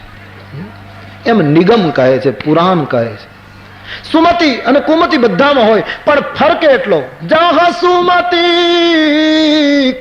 તહ સંપત્તિ નાના, જહાં કુમતિ તહ વિપત્તિ નિદાન. મોટા ભાઈ, જ્યાં સંપત્તિ સુમતિ છે ત્યાં સંપત્તિ અને શાંતિ છે, જ્યાં કુમતિ છે ત્યાં વિપત્તિ, એનું એ ભવન વિપત્તિ ખડકાઈ જાય છે, અજંપો શરૂ થાય છે. અને મોટા ભાઈ, ગમે તેમ તો ભૂલ આપણે કરી છે, અપહરણ આપણે કર્યું છે. સીતાજીને પાલખીમાં બેસાડી રામજીની પાસે જઈ સીતા સમર્પિત કરી દઈએ અને એમ કહીએ કે અમારી ભૂલ થઈ ગઈ હતી, અમારે અયોધ્યાની સાથે સંબંધ જોડવો છે, અમારે સંઘર્ષ નથી કરવો, વૈદેહી પાછા આપી દઈએ. તો ભૂલ આપણે કરી છે. આપણે જો સીતાજીને લઈને જઈએ તો આટલો મોટો સંઘર્ષ અટકાવી શકાય. અકારણ આટલા બધાના લોહી રેડાશે, એમાંથી લોકોને બચાવી શકાય. અને હા, મારા નિવેદનને તમે કાયર ન ગણશો. સીતાજીને પાછા સુપ્રત કરવા છતાંય જો રામજી પાછા ન ફરે તો આપણા હાથમાં ધનુષ બાણ છે, તો આપણે યુદ્ધનું નિમંત્રણ આપીશું. પણ ભૂલ આપણે કરી છે. અને રામને તમે જે રીતે માનો છો એવું તત્વ રામ નથી, એ પરાત્પર બ્રહ્મ છે. અને મેં એમ સાંભળ્યું છે, શરણે ગયેલાને રામ ત્યાગતા નથી. ગમે તે હોય, ગમે તેટલું પાપ કર્યું હોય, ગમે તેટલું ભયંકર પહેલું કર્યું હોય, પણ એને શરણે જાય છે, એનો એ ત્યાગ કરતા નથી. એવી મેં નીતિ સાંભળી છે. અને માટે સીતાજીને આપણે પાછા આપી દઈએ. સીતાને આપવાની જ્યારે વાત કરી છે ત્યારે રાવણ ગુસ્સે થઈ ગયો છે. વિભીષણના મતમાં બીજા 2-3 મતો પણ પડેલા કે તમારો ભાઈ કહે છે સાચું છે, એની વાત સ્વીકારો તો તમારું હિત છે. રાવણ ગુસ્સે થઈ ગયો કે તપસ્વીની ચર્ચા કરવી હોય અહીંથી તપસ્વીની સાથે જતા રહે. મેં મારી ભુજાના બળ ઉપર વેર બાંધ્યું છે, મેં તમારા કોઈ કાયરોના ઓલા ઉપર ભરોસો નથી રાખ્યો. અને વિભીષણને કહ્યું તપસ્વીની પ્રશંસા કરવી હોય તો બહેતર છે લંકા છોડીને તપસ્વીની સાથે જવું. આટલું જ અટક્યો નહીં. સીતાજીને આપવાની જયારે સ્પષ્ટ વાત કહી દીધી ત્યારે રામાયણમાં લખ્યું છે કે ચરણ પ્રહાર કર્યો. સંતનું એક બહુ મોટું અપમાન કર્યું રાવણ. વિભીષણની છાતીમાં ચરણ પ્રહાર થતા સંત વિભીષણ સભામાં પડી ગયા. પણ મહાનતા કેટલી! સભામાંથી ઉભા થઈ જેણે ચરણ પ્રહાર કર્યો હતો એના પગમાં વંદન કરીને કહ્યું કે તુમ પિતુ સરીસ ભલે મોહી મારા. તમે મારા પિતાની જગ્યાએ છો, ભલે મને માર્યો, પણ છેલ્લા શ્વાસ સુધી હું કહેતો રહીશ કે રામનું ભજન કરવામાં જ તમારું કલ્યાણ. આ ઘટના જ્યારે ઘટી ત્યારે શિવજીથી રહેવાયું નહીં. ભવાનીને સંબોધન કરીને કહ્યું, ઉમા સંત કી યહી બડાઈ. સંતનું ગૌરવ જ્યાં જ્યાં આવ્યું છે ત્યાં જરાય ચૂક્યા નહીં તુલસી. ભવાની, સંતની મોટાઈ જ આ છે. મંદ કરત જો કરે ભલાઈ. જ્યાં સંતના માટે જરાક આમ સહેજ બલું બતાવ્યું એટલે તુરત શબ્દ ઉઠાવ્યો છે. સંતની મહાનતા જે છે દેવી, કે એનું ગમે તેટલું કોઈ મંદ કરે તોય ભલાઈ કરે. બ્રહ્માનંદજીના માટે એમ કથા સાંભળી છે કે નૌકામાં વિહાર કરતા હતા, 7-8 છોકરાઓ યુવાનો બેઠા હતા અને નૌકા ચાલી જતી હતી. ભજન ગાતા હતા બ્રહ્માનંદજી. નૌકામાં બેઠા બેઠા હર પલ પ્રભુના સ્મરણમાં જવી જોઈએ એવો સંતોનો નિયમ. તેથી નૌકામાં બેઠા બેઠા ભજન ગાવા લાગ્યા તો પેલા છોકરાઓ યુવાનો એ ટીકા કરવા લાગ્યા. જોયું કાંઈક ઉઘરાણું લાગે છે, આપણને જોઈ ગયા એટલે નૌકામાં ચાલુ કર્યું કે આપણે કંઈક આપીશું એવું લાગશે. આવા આવા એ લોકોએ ધર્મને બદનામ કર્યો છે, આમ કરી નાખ્યું છે. બહુ બોલવા લાગ્યા છોકરાઓ, ટીકા કરવા લાગ્યા, બ્રહ્માનંદજીને ગાળો દેવા લાગ્યા. બ્રહ્માનંદજી સતત ભજન લીન હતા, બહુ ગાળો દીધી. એટલું જ નહીં, મશ્કરી કરતા કરતા બ્રહ્માનંદના શરીરને અડી અડીને પરેશાન કરવા લાગ્યા. નૌકામાં અડધો કલાક પ્રવૃત્તિ ચાલી, નૌકા દરિયા ઉપર જતી હતી. બ્રહ્માનંદજીના મન ઉપર અસર નહીં. એણે તો આ મશ્કરીને સહન કરી, પણ ઉપરવાળો સહન ન કરી શક્યો, ધ્રુજી ગયો પ્રભુ. એને એમ થયું કે એક સંતની સરળતાનો આટલો બધો દુરુપયોગ. અને જો એ વખતે હું કાળ બની અને દંડ આપવા ન થાઉં તો ન ઉભો થાઉં તો મારી સંત પરંપરાને લોકો આવી રીતે પરેશાન કર્યા કરશે. ભગવાન રામે આખો પરમાત્માએ વાવડો ફેરવ્યો. વાદળાઓ ઘટાટોપ ચડી આવ્યા, મેઘની ગર્જના થવા લાગી, વીજળીનો ચમકારો શરૂ થયો અને સમુદ્રમાં તોફાન. એને તો કેટલી વાર લાગે. આખું વાતાવરણ ફરી ગયું, નૌકા ડોલવા લાગી, કપ્તાને હિંમત ગુમાવી, બધા ડૂબી જવાની તૈયારીમાં છે. અને જે છોકરાઓ અડધો કલાક પહેલા મશ્કરી કરતા હતા સંતની, એ કાળને નર્તન કરતો જોઈને આંખમાં પાણી, આશાથી આશા ભરેલા હતા. અને છોકરાઓને રડતા જોઈ બ્રહ્માનંદની આંખમાં આંસુ આવી ગયા. ઓ આકાશની સામું જોયું, ભગવાન હું તો સાધુ છું, મારા જીવનમાં શું બાકી છે? આ તો આશા ભર્યા છે, કેટલા એના લગ્ન થયા હશે, કેટલા એના બાકી હશે, કેટલા કેટલા કોડ હશે આ લોકોના. અને પ્રભુ નૌકા આમ ડૂબી જાય ને આ બધા ડૂબે તો બરાબર ન કહેવાય. પ્રભુ અત્યાર સુધી ભજન કર્યું હોય અને એનું જો ફળ આપવું હોય તો આટલું આપ કે હું એકલો ડૂબું ના છોકરાઓ તરી જાય. ઉમા સંત કી યહી બડાઈ, મંદ કરત જો કરે ભલાઈ. આ સંતનો સ્વભાવ છે. એટલા માટે સંત શબ્દ જગતનો સર્વશ્રેષ્ઠ શબ્દ છે. સંત શબ્દની આગળ તો મહાત્માઓ વિશેષણ લગાડવાની પણ મનાઈ ફરમાવી છે કે સંતની આગળ કઈ પરમ પૂજ્ય ને એવું કઈ લખવાની જરૂર જ નહીં. સંત એટલે વાત પૂરી થઈ ગઈ. એમાં પ્રાતઃ સ્મરણીય ને પરમ શ્રદ્ધેય ને પરમ આદરણીય ને એવું કશું કરવાની જરૂર નથી. એ બધા શબ્દો લઈ લેવા. કેવલ સંત. આજે તો સંત શબ્દ બહુ સામાન્ય થઈ ગયો. પૂજ્ય અને સંત શબ્દ એટલા સામાન્ય ગમે ત્યાં લગાડી દેશ લોકો. સંત શબ્દ તો ક્યાંક ક્યાંક લાગે ભાઈ.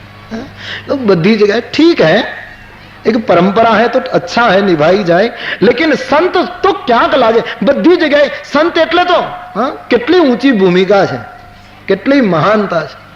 એક પૂજ્ય શબ્દ એવો સીધો એક તો સસ્તો થઈ ગયો. ગમે ત્યાં પૂજ્ય. સંસારીઓમાં કાંઈ ન હોય તો એ લગે પૂજ્ય. નહીતર આપણે જોતા હોય કે આનું જીવન સાવ, છતાં પૂજ્ય શબ્દ ઘસાઈ ગયો છે હવે. બહુ એનામાં જોર નથી રહ્યું. સંત શબ્દ બહુ ઊંચો શબ્દ છે, જગતનો પવિત્રમાં પવિત્ર શબ્દ સંત. અને સંત ભૂમિકા જેટલી ઊંચી છે ભાઈ. એનામાં બહુ મેં વાંચ્યું, ભોજરાજાના દરબારમાં એક બહુ રૂપિયો આવ્યો, દરબાર ભરાયેલો, એટલો સરસ વેશ પહેરીને આવ્યો. ભોજરાજાને વેશ બરાબર ગમ્યો નહીં. લોકો તો ખુશ થઈ ગયા, પણ ભોજને બરાબર વેશ ફિટ ન લાગ્યો. વેશભૂષાનું કામ પૂરું થયું એટલે ભોજને કહ્યું 5 રૂપિયા આ વેશના પ્રભાવનું દાન. ભોજે કહ્યું મારી દ્રષ્ટિમાં વેશ બરાબર નથી એટલે દાન નહીં આપું, ભીખ આપું. 5 ને બદલે 10, પણ ભીખ આપું, ભેટ નહીં. કારણ કે એવો વેશ તે નથી કર્યો કે એનું દાન આપી શકાય, ભેટ આપી શકાય. વેશ પૂરેપૂરો તે દીપાયો નથી. બટ 5 ને બદલે 10 લઈ જા, પણ ભીખ આપું, ભેટ નહીં. પેલો કહે ભીખ હું લઉં નહીં, મારે તો ભેટ જ જોઈએ, મેં વેશ પહેર્યો એનું જોઈએ. ભોજ કહે હું ભીખ જ આપું કારણ કે વેશ બરાબર નથી. તો કહ્યું કાંઈ નહીં, આપકી મોજ. પેલો 2 રૂપિયો નીકળી ગયો. 6 મહિના વીતી ગયા આ વાતને. એક દિવસ એક ઘટના બની. ગામના પાદરમાં, ભોજની નગરીના પાદરમાં કઈ નદીને કિનારે એક સંત બેઠા છે, પણ અદ્ભુત દેખાવ. 2 જણાએ ત્રીજાને વાત કરી, ત્રીજાએ ચોથાને વાત કરી. લોકોને ખબર પડી કે કોઈ મહાન તેજસ્વી સંત આવ્યા છે, પણ ધરતીની સામે નજર આમ ટેકાવીને બેસી ગયો. બેસી ગમે તે આવે, ગમે તે ધરે, ગમે તે બોલે, બિલકુલ મન ઉપર અસર નહીં. બસ પ્રભુના સ્મરણમાં જાણે અખંડ લીન હોય એવી રીતે બેઠો છે, એક જ આસન. અને સાધુની એ એક આસનની સિદ્ધતા જોઈને, એનું ગૌરવ જોઈને, એની દ્રષ્ટિ, એની મહાનતા જોઈને આખું ગામ વળી ગયું. 3 દિવસમાં તો આખા ગામમાં આ મહાત્માની વાહ થઈ ગઈ. છતાં કોઈની સામે આ માણસ જોવે નહીં. થાળ પીરસાય, ભોજનની સામગ્રી, ચીજ વસ્તુઓ, પૈસાનો ઢગલો થાય, જોતો નથી. રાજ દરબારમાં વાત પહોંચી કે એક સંત આવ્યા છે. આવો સાધુ કોઈ દિવસ આવ્યો નથી, આટલો નિરાભિમાની, આવો ત્યાગી પુરુષ, અદ્ભુત તેજસ્વીતા. સ્વયં ભોજ રાજા મળવા ગયો. હીરા ઝવેરાત પગમાં મૂક્યા. રાજા એની રીતે ભેટ લઈને આવ્યો. સાધુ તો બસ એ તો નજર અટકાવી છે, એમને બેઠો છે. ભોજને ઘણી ઈચ્છા કે મારી સામું જોવે, આંખ ઊંચી ન કરી આ માણસ. બસ એમને પગે લાગી, બધો ઢગલો કરીને જતા રહે. લોકોને એમ થયું કે આ બધું કોઈ લઈ જશે, મહાત્મા તો કંઈ જોતા નથી, આની કંઈક વ્યવસ્થા. રાજ્ય તરફથી એ બધી સમૃદ્ધિ ત્યાં ભેગી થઈ ગઈ હતી. 3 દિવસમાં એની કંઈક વ્યવસ્થા કરવાનો નિર્ણય. કારણ કે મહાત્મા તો જોતા નથી, અડતા નથી. 3 દિવસમાં તો આખા ગામ ઉપર છવાઈ ગયો આ માણસ. 4થા દિવસની સવારે એ માણસ ભોજના દરબારમાં જઈને કહ્યું 5 રૂપિયા આપો. બોલે તમે કે આ 3 દિવસથી સાધુ બનીને બેઠો તો હું, હવે તો વેશ બરાબર ને, હવે તો ભેટ આપશો ને 5. ભોજ કહે કમાલ હે મહારાજ, તો હવે 5 લેવા આવ્યો, એને બદલે કાલ તો તારે ત્યાં ઢગલો હતો સંપત્તિનો. એને અડ્યો નહીં કે ત્યારે મેં સાધુના કપડા પહેર્યા હતા, મારાથી અડાઈ નહીં. એને ત્યારે તો મેં સંતનો વેશ પહેર્યો તો, મારા કપાળમાં તિલક હતી, એને અડું તો સંત સમરતાઈને કલંક લાગે. બસ 5 લઈ લઉં, બાકી એમાંથી મારાથી લેવાય નહીં. સાધુનો વેશ. ભોજ ઝૂકી ગયો, ધન્ય હો તારી આ સંત. आ संत परंपरा। उमा संत की, तुलसीदास जी संत की बहुत महिमा गाते हैं। हाँ? संत ने तुलसीदास जी भगवान ની સાથે બેસાડે છે। જેમ પ્રભુનો પાર ન પામી શકાય એમ સંતનો પાર ન પામી શકાય। આપણે ત્યાં શાસ્ત્રોમાં એમ કહેવાય ને કે ભગવાનને માટે વેદો નેતિ કહે, એમ તુલસી કહે ભરતને માટે પણ। હા? અગમ સનઈ ભરત રઘુબર કો જહન જાય મન વિધિ હરિહર કો। ભરતજીનો સ્વભાવ બ્રહ્માદિ દેવતાઓ ન જાણી શકે, વેદોને અટકવું પડે ભરતજીના પ્રેમ આગળ। એક સંતને પ્રભુની કક્ષામાં એના કરતા ઊંચા બતાવ્યા છે સંતો। તો સંતનો મહિમા એ છે દેવી કે એનું ગમે તેટલું કોઈ મંદ કરે તોય એનું કલ્યાણ કરે, એની ભલાઈ જ ઈચ્છે, એનું કલ્યાણ કરજો। ખુશ ખુશના મેવાને સૌ આગળ ધરી દેજે અને ભરી લેજે નિસાસો તું એકલો। નીર તરવા સાગરના સૌને સાથે લેજે અને પછી ડૂબી જાજે આશા ભર્યો તું એકલો। 14 રત્નો મંથનના વિષ્ણુને દઈ દેજે અને શિવ થાજે સાગર કિનારે એકલો। ચિરજીવીઓને ધરતીના છેડા દઈ દેજે અને કરી લેજે કાચી મઢુલી એકલો। ચિરજીવીઓ હોય, બહુ જેને જીવવું એને ધરતીના છેડા આપી દે, કવિ કહે, પણ તું એક ઝૂંપડું બાંધીને હરિભજન કરવા બેસી જા। કહેવાનો અર્થ, ચરણ પ્રહાર કર્યો છતાંય સંતે રાવણનો પગ પકડીને કહ્યું કે ગમે તે કહો આપ, પણ રામ ભજન વગર હિત નથી। કહ્યું મને તારા જેવાની જરૂર જ નથી, બહેતર છે તું તપસ્વીની સાથે મળી જા। વિભીષણનો રાવણે પરિત્યાગ કર્યો, વિભીષણ સભામાંથી નીકળી ગયા। તુલસીદાસજી લખે છે, ઘરે જઈ સચિવોને સાથે લઈ વિમાન માર્ગે આકાશ માર્ગે નીકળ્યા છે વિભીષણજી। સચિવ સંગ લઈ નભ પથ ગયો। રાવણના દરબાર ઉપર વિમાનને ચક્કર મરાવી અને છેલ્લો સંદેશ આપ્યો કે હું સત્યને શરણે જાઉં છું। મારી દ્રષ્ટિમાં કોઈ સત્તાનો વિચાર નથી, મને કોઈ દોષ આપશો નહીં। કાળને વશ થયેલી આ તારી સભા છોડી અને હું સત્યને શરણે જાઉં છું। મારો ત્યાગ કરવામાં આવ્યો છે, એટલે હવે કોઈ દિવસ ત્યાગ ન કરે એવા તત્વ પાસે જાઉં છું, અને તેથી મને કોઈ દોષ આપશો નહીં। વિમાન છેલ્લો સંદેશ આપી નીકળી ગયું। 400 ગાવનો સાગર ઓળંગી ધીરે ધીરે સમુદ્રને કિનારે વિમાને ઉતરાણ કર્યું। સરસેનાપતિ સુગ્રીવને સેના સેવકોએ કહ્યું કે મહારાજ, રાવણનો ભાઈ વિમાન લઈને આવ્યો છે। અને સુગ્રીવ તો જરા કક્ષા તો એટલી બધી ઊંચી છે નહીં સુગ્રીવની, અને તેથી સુગ્રીવને એમ થયું કે રાવણનો ભાઈ ગમે તેમ તોય રાક્ષસ અને કદાચ આપણો ભેદ લેવા આવ્યો હોય, અને તેથી રામજીની પાસે જઈ અને સુગ્રીવે તુરંત નિર્ણય આપ્યો કે મહારાજ, આવા મિલન દશાનન ભાઈ રાવણનો ભાઈ મળવા આવે છે, અને મહારાજ નિશિચર છે, ગમે તેમ તો રાક્ષસની માયા જાણી ન જાય। મારી ઈચ્છા એવી છે પ્રભુ કે એને બાંધીને લાવીએ, કારણ કે એનો ભરોસો શું, આપણો ભેદ લેવા આવ્યો હોય, રાક્ષસ છે। ભગવાને સુગ્રીવને પૂરેપૂરા સાંભળ્યા, કારણ કે સેનાપતિ છે। સુગ્રીવે બધી વાતો કરી દીધી કે રાક્ષસનો ભરોસો નહીં। પછી ભગવાને કહ્યું કે સખા નીતિ તુમ નીક બિચારી, એની નીતિને ટેકો આપ્યો છે। તારી નીતિ બરાબર છે, રાજનીતિ પ્રમાણે બરાબર, પણ મારી નીતિ જરા જુદી છે। મમ પન શરણાગત ભય હારી। એ સુગ્રીવ, મારું પણ છે શરણાગત થાય એનો ભય તોડી નાખો। મારા શરણે આવે સુગ્રીવ, એના બંધન તૂટે છે અને બાંધવા ન પડે।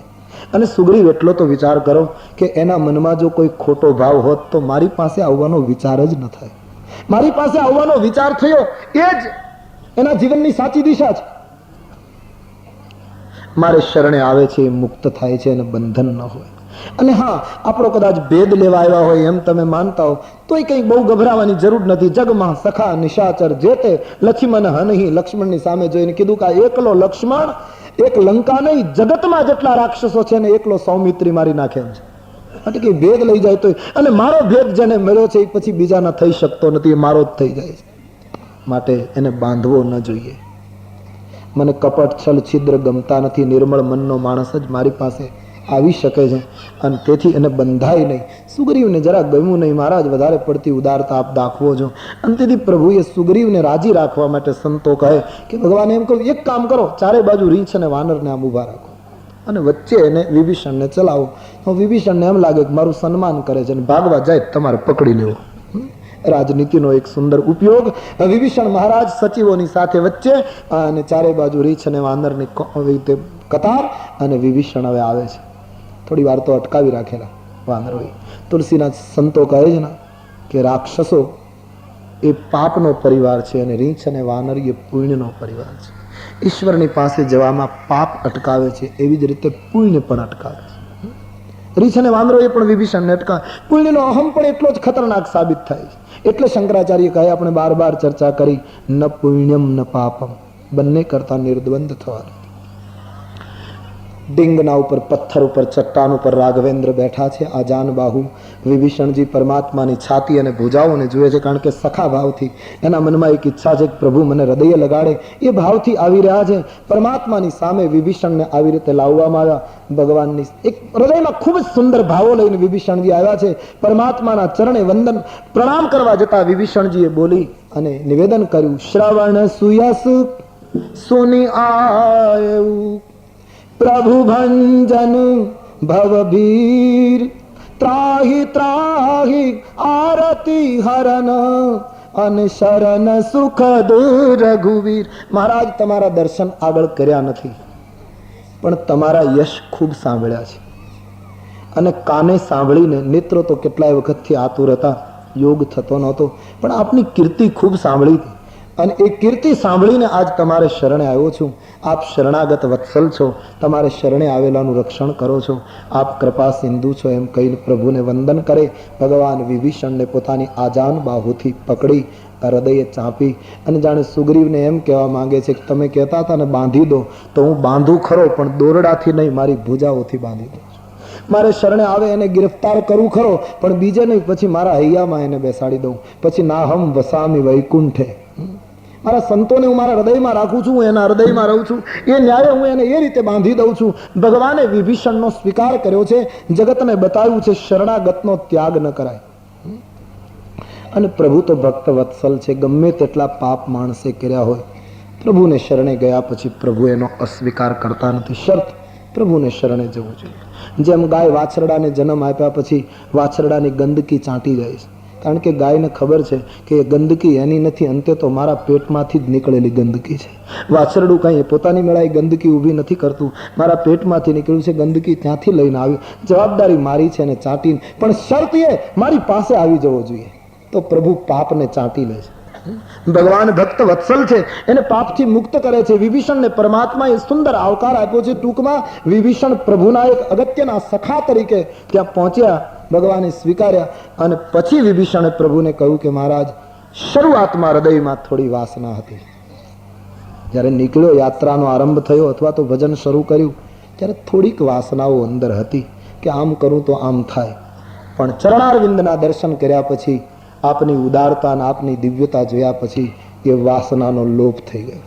હવે કોઈ ઈચ્છા નથી. જ્યારે સાધકે પ્રભુની આગળ હું બિલકુલ નિરપેક્ષ છું, મારી કોઈ ઈચ્છા તમારી પાસે આવ્યા પછી નથી, એમ જ્યારે સ્પષ્ટતા કરી આ માણસે, ત્યારે પરમાત્માએ હનુમંતજીને કહ્યું, મારુતિ, સાગરનું જળ લાવ, મારે વિભીષણના લલાટમાં લંકાનો રાજ્યાભિષેક. જીવ જ્યારે પ્રભુની આગળ એમ કહી દે કે મારે કશું નથી જોઈતું, ત્યારે પ્રભુ બધું આપે. અને માંગીએ ત્યારે ઈશ્વર ઉદાર છે, આપે તો કેટલું આપે, જેટલું માંગ્યું હોય એટલું. અને એની મેળાએ આપે ત્યારે આપણે ના પાડવી પડે કે હવે સમાતું નથી મારે, હવે ક્યાંક અમારી ચાદર ફાટી જશે, બધું ઢોળાઈ જશે. તો વિભીષણજીએ જ્યારે બિલકુલ નિર્વાસન સ્થિતિ જાહેર કરી, ત્યારે પ્રભુએ સમુદ્રનું જળ મંગાવી અને બધાની રૂબરૂમાં વિભીષણના લલાટમાં લંકાની ગાદીનો રાજ્યાભિષેક કર્યો. જે સમૃદ્ધિ રાવણે માથા ચડાવીને શંકર પાસેથી મેળવેલી, એ વગર સંકોચે રામે વિભીષણને ખાતે કરી નાખી. આખી સમૃદ્ધિ વિભીષણના લલાટમાં. સંતો એમ કહે છે, સુગ્રીવને ગમેલું નહીં. સુગ્રીવને એમ થયું કે ભગવાન વધારે પડતી ઉતાવળ કરે છે, હજી રાવણને મારવાનો બાકી, ત્યાં તિલક, કાલ મર્યો નહીં તો હજી એના મનમાં ભય એમનેમ જ છે. નહીતર જે રાવણને 6 મહિના વાલીએ બગલમાં દબાવ્યો, એ વાલીને રામે એક જ બાણે મારી નાખ્યો, એ સુગ્રીવ જાણે છે. છતાં એના મનમાં હજી રાવણ મર્યો ન હોય તો આ તિલક કર્યું એનું શું થશે. એણે દલીલ પણ કરી હશે, સંતો કહે કે મહારાજ આટલી બધી ઉતાવળ, કાલે યુદ્ધ થાય ને રાવણ ન મર્યો તો. રામે કહ્યું, રાવણ મરી જ ગયેલો છે. સીતાનું અપહરણ કર્યું ને સુગ્રીવ, ત્યારથી મૃત્યુ પામ્યો છે. હવે તો ખાલી શરીરનો સંસ્કાર જ બાકી છે, અમુક શ્વાસ બાકી રહી ગયા છે ને, એ પૂરા કરે છે. બાકી માણસ પાપ કરે ને ત્યારથી મૃત્યુ પામે છે. પછી તો પ્રારબ્ધ મનુષ્ય રૂપેણ મૃગા ચરંતી, પછી તો ફરતો.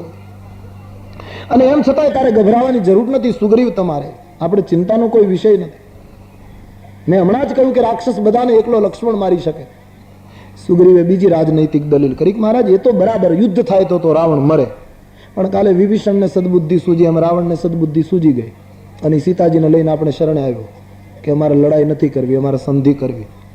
તો પછી યુદ્ધ તો થાય નહીં, યુદ્ધ થાય નહીં તો એને મરાય નહીં, એને મારો નહીં તો આ તિલક કર્યું એનું શું થશે? ભગવાને કહ્યું સુગ્રીવ તમે ચિંતા નહીં કરો, એને તિલક કર્યું નહીં, હવે ભૂસાશે નહીં. તો 14 વર્ષ પછી અયોધ્યા જઈશ ને તો અવધની ગાદી મને મળશે ને, એ ગાદી ઉપર હું વિભીષણને બેસાડી દઈશ, બાકી મેં તિલક કર્યું હોય ભૂસાય નહીં. પણ સુગ્રીવ એક વસ્તુ કહું, તમારી કિષ્કિંધાને કાંઈ તકલીફ નહીં થાય. તમને કદાચ એમ હોય કે એમાં ક્યાંક વિક્ષેપ પડશે અને એ ક્યાંક આમાંથી વહેંચાશે એવી ચિંતા હોય, હું અવધ આપીશ પણ કિષ્કિંધાને કોઈ તકલીફ નહીં થાય. સુગ્રીવ જરા વિષયી જીવ છે એટલે એના મનમાં ઉત્તરોત્તર પ્રશ્નો ઉદ્ભવ્યા છે. ખેર, વિભીષણનો આ રીતે સ્વીકાર થયો. હનુમાનજીને આ દ્રશ્ય ખૂબ ગયું. પ્રભુએ વિભીષણનો સ્વીકાર કર્યો એથી હનુમાનજી ખૂબ પ્રસન્ન બન્યા અને હવે ભગવાને પોતાના મંત્રીઓનો મત લીધો કે ભાઈઓ 400 ગાવનો સાગર રસ્તામાં આડો પડ્યો છે, હવે આપણે શું કરવું? ભગવાનને સલાહ આપવામાં આવી વિભીષણ દ્વારા કે મહારાજ, સમુદ્ર તમારા કુળમાં પૂજાય છે, એની પૂજા થઈ રહી છે, તો તમે એક કામ કરો મહારાજ, 3 દિવસ સમુદ્રને કિનારે દર્ભનું આસન કરી અને સાગરની સ્તુતિ કરો, ઉપવાસ ઉપર ઉતરો, અનશન કરો અને 3 દિવસની પ્રાર્થનામાં સમુદ્ર જો નમતું આપે તો આપણે બળનો પ્રયોગ ન કરવો, નહીતર પછી ધનુષ બાણ છે. વિભીષણજીનો આ મત પ્રભુને મળ્યો, ભગવાને સ્વીકારી લીધો. 3 દિવસ સાગરને કિનારે બેસવાનો નિર્ણય કર્યો. પણ લક્ષ્મણને આ મત ન ગમ્યો. લક્ષ્મણજીએ ભગવાનની આગળ ખુલ્લો વિરોધ કરી નાખ્યો કે દૈવ દૈવ આલસી પુકારા. મહારાજ, દૈવ દૈવ આળસી પુકાર કરે, આપણે ક્ષત્રિય છીએ, તમારે પરિશ્રમ ન લેવો હોય તો મારા હાથમાં ધનુષ બાણ મને આવું શું કામ કરી દો, એક જ બાણથી વડવા નલથી આખા સાગરને લઈ લઉં, બાકી 3 દિવસ આપણે પથારી કરીએ અને ત્યાં ઉપવાસ કરીએ અને સાગરની પાસે આવી ભીખ માંગવાની? મહારાજ, એ તો કાયરના મનને એક આધાર હોય છે કે આવી રીતે પેલું કરે, બાકી આપણે ક્ષત્રિય છીએ. લક્ષ્મણજી જરા ઉગ્ર થઈને બોલ્યા. રામજીએ કહ્યું લખન, ऐसे ही कर હું ધરો મન ધીરા, હું એમ જ કરીશ, ધીરજ રાખ, પણ આપણે આપણી નીતિ ન છોડવી જોઈએ. 3 દિવસ ક્યાં મોડું છે, કાલ પૂરા થશે, નિર્ણય આપી દે તો ઠીક છે, નહીં તો ધનુષ બાણ છે. લક્ષ્મણ શાંત થયા. રામજી દરભાસન કરીને 3 દિવસ બેસી ગયા. અહીં રાવણના દરબારમાંથી વિભીષણ રામજીની પાસે આવ્યા ત્યારે રાવણે પાછળ દૂતને મોકલેલા અને એ દૂત માયાવી વેશ પલટો જાણતા હતા. એને કહેલું કે રીંછ વાનરના રૂપમાં તમે તપસ્વીની સેનામાં જઈ અને બધો ભેદ લઈ આવો કે મારો ભાઈ વિભીષણ ત્યાં ગયા પછી એની સાથે વાતચીત શું થાય છે એ બધો મર્મ જાણીને મને કહી જજો. એ દૂત વિભીષણની પાછળ રામની સેનામાં રીંછ વાનરના રૂપમાં ભળી ગયેલા, પણ પ્રભુની સેનામાં આવ્યા પછી, સાત્વિક સમાજમાં આવ્યા પછી કપટ રાખવાનું ચૂકી ગયા. પ્રભુનું સામિપ્ય કપટ કેટલું રાખી શકાય? રાક્ષસના રૂપમાં ફરવા લાગ્યા. હવે એને ખબર ન રહી કે અમે કપટ ચૂકી ગયા છીએ. મૂળ રૂપમાં પ્રગટ થયા. રીંછ અને વાંદરાઓએ જોયું કે આ તો રાક્ષસ છે, પકડો. એકદમ પકડીને બાંધ્યા, મારવા લાગ્યા. રાક્ષસને મારતા રીંછ અને વાંદરાઓએ નિર્ણય કર્યો નાક કાન કાપી નાખો. ત્યારે નાક કાન કાપવાની વાત કરી ત્યારે પહેલા એ કહ્યું કે અમારા નાક કાન કાપે અને રામના સોગંદ. એ થોડુંક રહ્યા હતા તો એ સમજી ગયેલા કે રામની સેનામાં રામ સોગંદ આપીએ તો પછી કોઈ હાથ નહીં ઉપાડે. સુગ્રીવને ખબર પડી કે રાવણના દૂતો છે. સુગ્રીવે બોલાવ્યા. સુગ્રીવે તો સૂચના જ આપી કે એના માથા જ ઉતારી નાખો, મૃત્યુદંડ આપી દો, કારણ કે રામજી જાગે ત્યાં સુધી આને જીવતા ન રખાય. રામ જાગશે જો આ જીવતા હશે, જેમ વિભીષણને લંકા આપી એમ આને કંઈક બીજા ગામ આપશે, એટલે રામ જાગ્યા એના પહેલા આનો મસ્તક લઈ લો. સુગ્રીવનો મૃત્યુદંડ. પણ લક્ષ્મણજીને ખ્યાલ આવ્યો. લક્ષ્મણજીએ બધાને બોલાવ્યા, એટલે દૂતને હાજર કર્યા. લક્ષ્મણે પૂછ્યું કોણ છો? રામજી તો ધ્યાનમાં છે એટલે લક્ષ્મણજીના હાથમાં કાબુ છે બધું. કોણ છો તમે? બોલે રાવણના દૂત. શું કામ આવ્યા હતા? બોલે ભેદ લેવા માટે. લક્ષ્મણજીએ કહ્યું ભેદ મળ્યો?